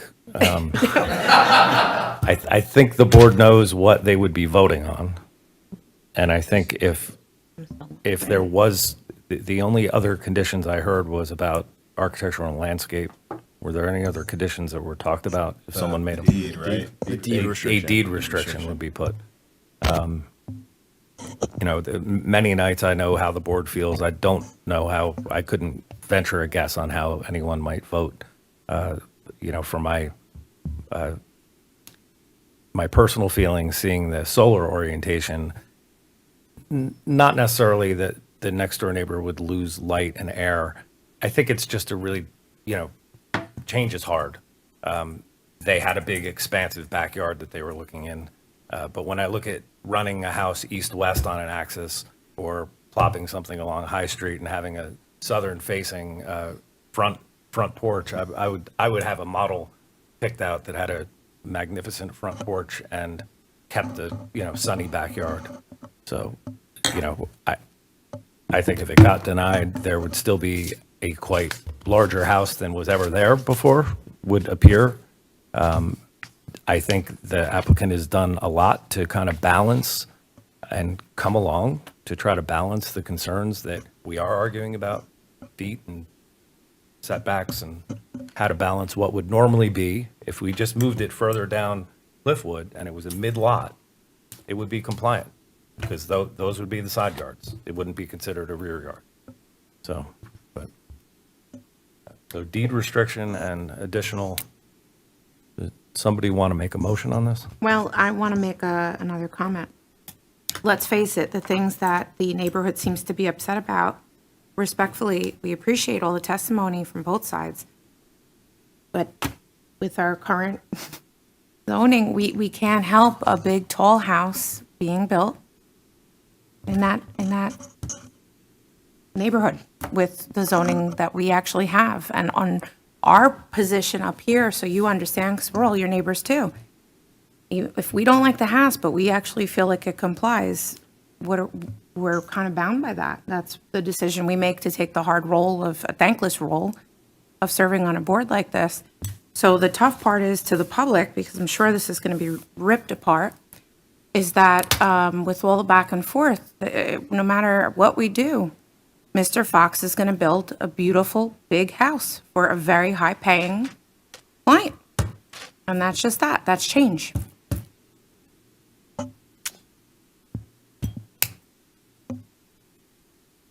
Boy, it's silent. No, I'm just looking for someone to make a motion one way or Right. the other. Can I ask just one question? Like, on the flexible C variance, I think this is echoing a comment that Sean made. What is the benefit outweighing the detriment here? That's the whole crux of it. What is the benefit relative to the? That is an excellent Well, I question. don't think you're asking the board. No, to I'm answer. not. You're asking I'm the applicant. Yeah, I'm asking. I don't Yeah. think I understood that. I think that's for the planner, correct? What is the benefit? I mean, not to belabor our planner's testimony, but he went through a number of reasons, and they were called special reasons under the municipal land use law, and he enumerated 4, which I'm not going to go through again because you already heard it. But to touch on his testimony, I mean, we've said we just think it's better oriented on Cliffwood Place. We believe it's a less traveled street. That makes a lot of sense. There's less pedestrian traffic. You heard that. It does have conforming front, rear, side yards. It's just a question of what you're calling the rear yard. Our side yard is conforming at 8.91 for a house next door all the way down the line, but technically it's a rear yard based upon the ordinance. Mr. Morris, can I just ask you to please pick up the Yeah, phone? we have, again, taken into consideration comments from the neighbors. We respect the neighborhood, as my client always does. Eliminating the windows on that side of the house, which is why we posted that exhibit. Originally, it had windows to ameliorate some of their concerns. Willing to add additional landscaping and even have the existing potential buyer meet with Mr. Cosenza to see if we can't guarantee it, but meet in good faith to see some suggestions. Maybe there might be something that could be done. I mean, this is all an interactive in good faith. A house is going to get built there either way, and it's almost 6 of one, half dozen of the other. That's right. But I think it's better orientated on Cliffwood Place. It's a beautiful home. It's consistent with the fabric of the neighborhood, which has houses in different locations, different size lots, and the benefit of being on Cliffwood Place and all these things dovetail into, we just don't see any detriment. as opposed to the house being on, I think it's just a better on this, as you've heard the testimony on Cliffwood, than fronting a big house on High Street. Either way, there's going to be a house there, but it just makes more sense to put it here, and that's the benefit. And that's one of the reasons under the flexible C that you get to consider, especially when these special reasons or the reasons under the municipal land use law that support the application exist by virtue of Mr. Wellington's testimony. So that's how we get there. I should also clarify the balance is, I mean, it's clear that there's some detriment. Yeah. But the statute says whether or not there's substantial detriment, whether the benefits outweigh them. I think the key word is substantial. And that's, And I kind of agree with what Alan was saying. I think, thinking that you could build this as right facing High Street, to me, the benefits don't outweigh the detriments in that case. I don't understand the benefits, to be completely honest. Maybe I think that's what I'm struggling with. I also agree with what Daniel said in terms of like, it's kind of, if the lot were either 5 feet, longer one way, or if it were in the middle of the road, there would be no variant. Right. But I'm not sure I'm fully understanding the benefit, even after the testimony. I guess for me, it's not down the road though. We're talking about this lot, and there are restrictions on this lot, and this house is not designed for that lot. Doesn't fit to fit by the ordinances there. And the benefits, I mean, the detriments I think are clear or exist. There are detriments that exist, and I'm still not clear on what the benefits are. At the risk of belaboring, why doesn't the planner just testify again to Please.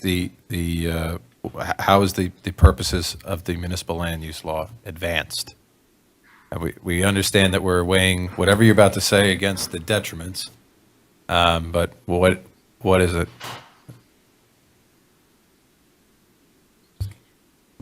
Yeah, freaking cold outside. Yeah, so we look at the special reasons of zoning, right? And that's what gives us the ability to grant this variance, right? We look at it providing adequate air and open space, and like I had testified that in this orientation, it makes the rear yard actually bigger. It's longer than it would be if it was to the other direction, where we're asking for the variance for the 8-foot side yard setback. So it does promote light and air for this property. And it doesn't necessarily, go against the neighboring properties. I mean, as Chris was saying before, you could build an accessory structure, which could be much closer to the property line. It could be a detached garage that could block the view just as much as the house would, and it would be closer to the property line in the back. But you continue through, to promote a desirable visual environment through the creative development and techniques with good civic design and arrangement. As Monet was saying, you could build this house still fronting on Cliffwood and not fronted on High Street, because there's nothing that precludes in your ordinance about having the door on High Street, even if that is your technical front yard. So, you could front the house still on Cliffwood, but their rear of their house would be facing an 8-foot wide side yard setback. And the neighbor on High Street would be looking at the back of their house. So I think this provides a much better plan to get a better looking house, move the driveway off of High Street. We've said we were going to eliminate the windows along Cliffwood, that frontage, to help mitigate any effects to the neighbors. If you look at the rendering, that is the garage area, and it is cut back a little bit in that area. So it's pulled back, the roof line is pulled back over top of the garage. So it isn't so massive up against that critical 8-foot side yard that we're asking for. There's also a small bump out in the back that's only a single story in that area along here and here.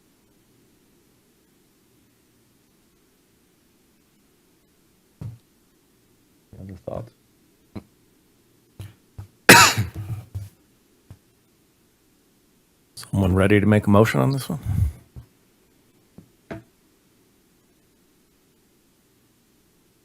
No. Still on the fence? No? Yeah, I'll move to decline.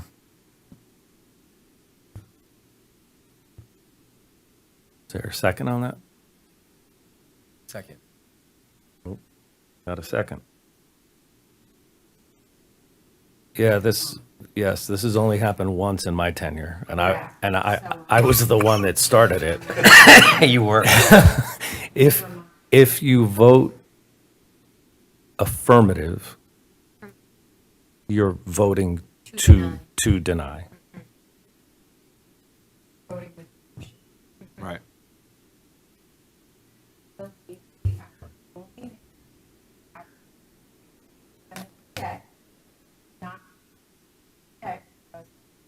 No, he's,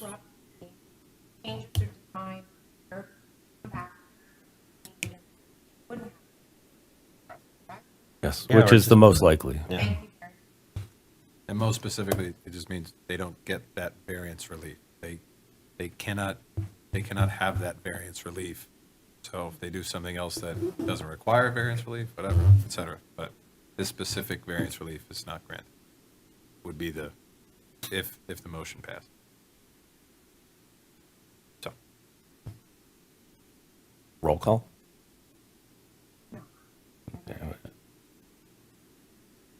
Right. Correct.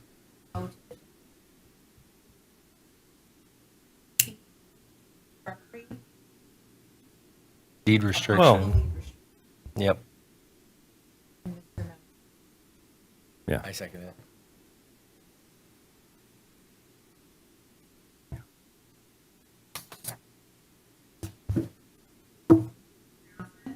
Yes.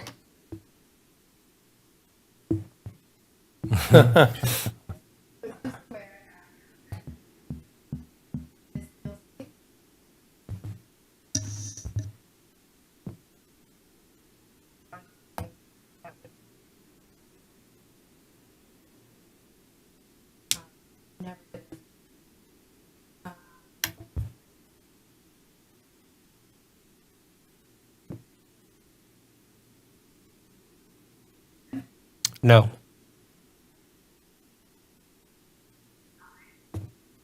Yes.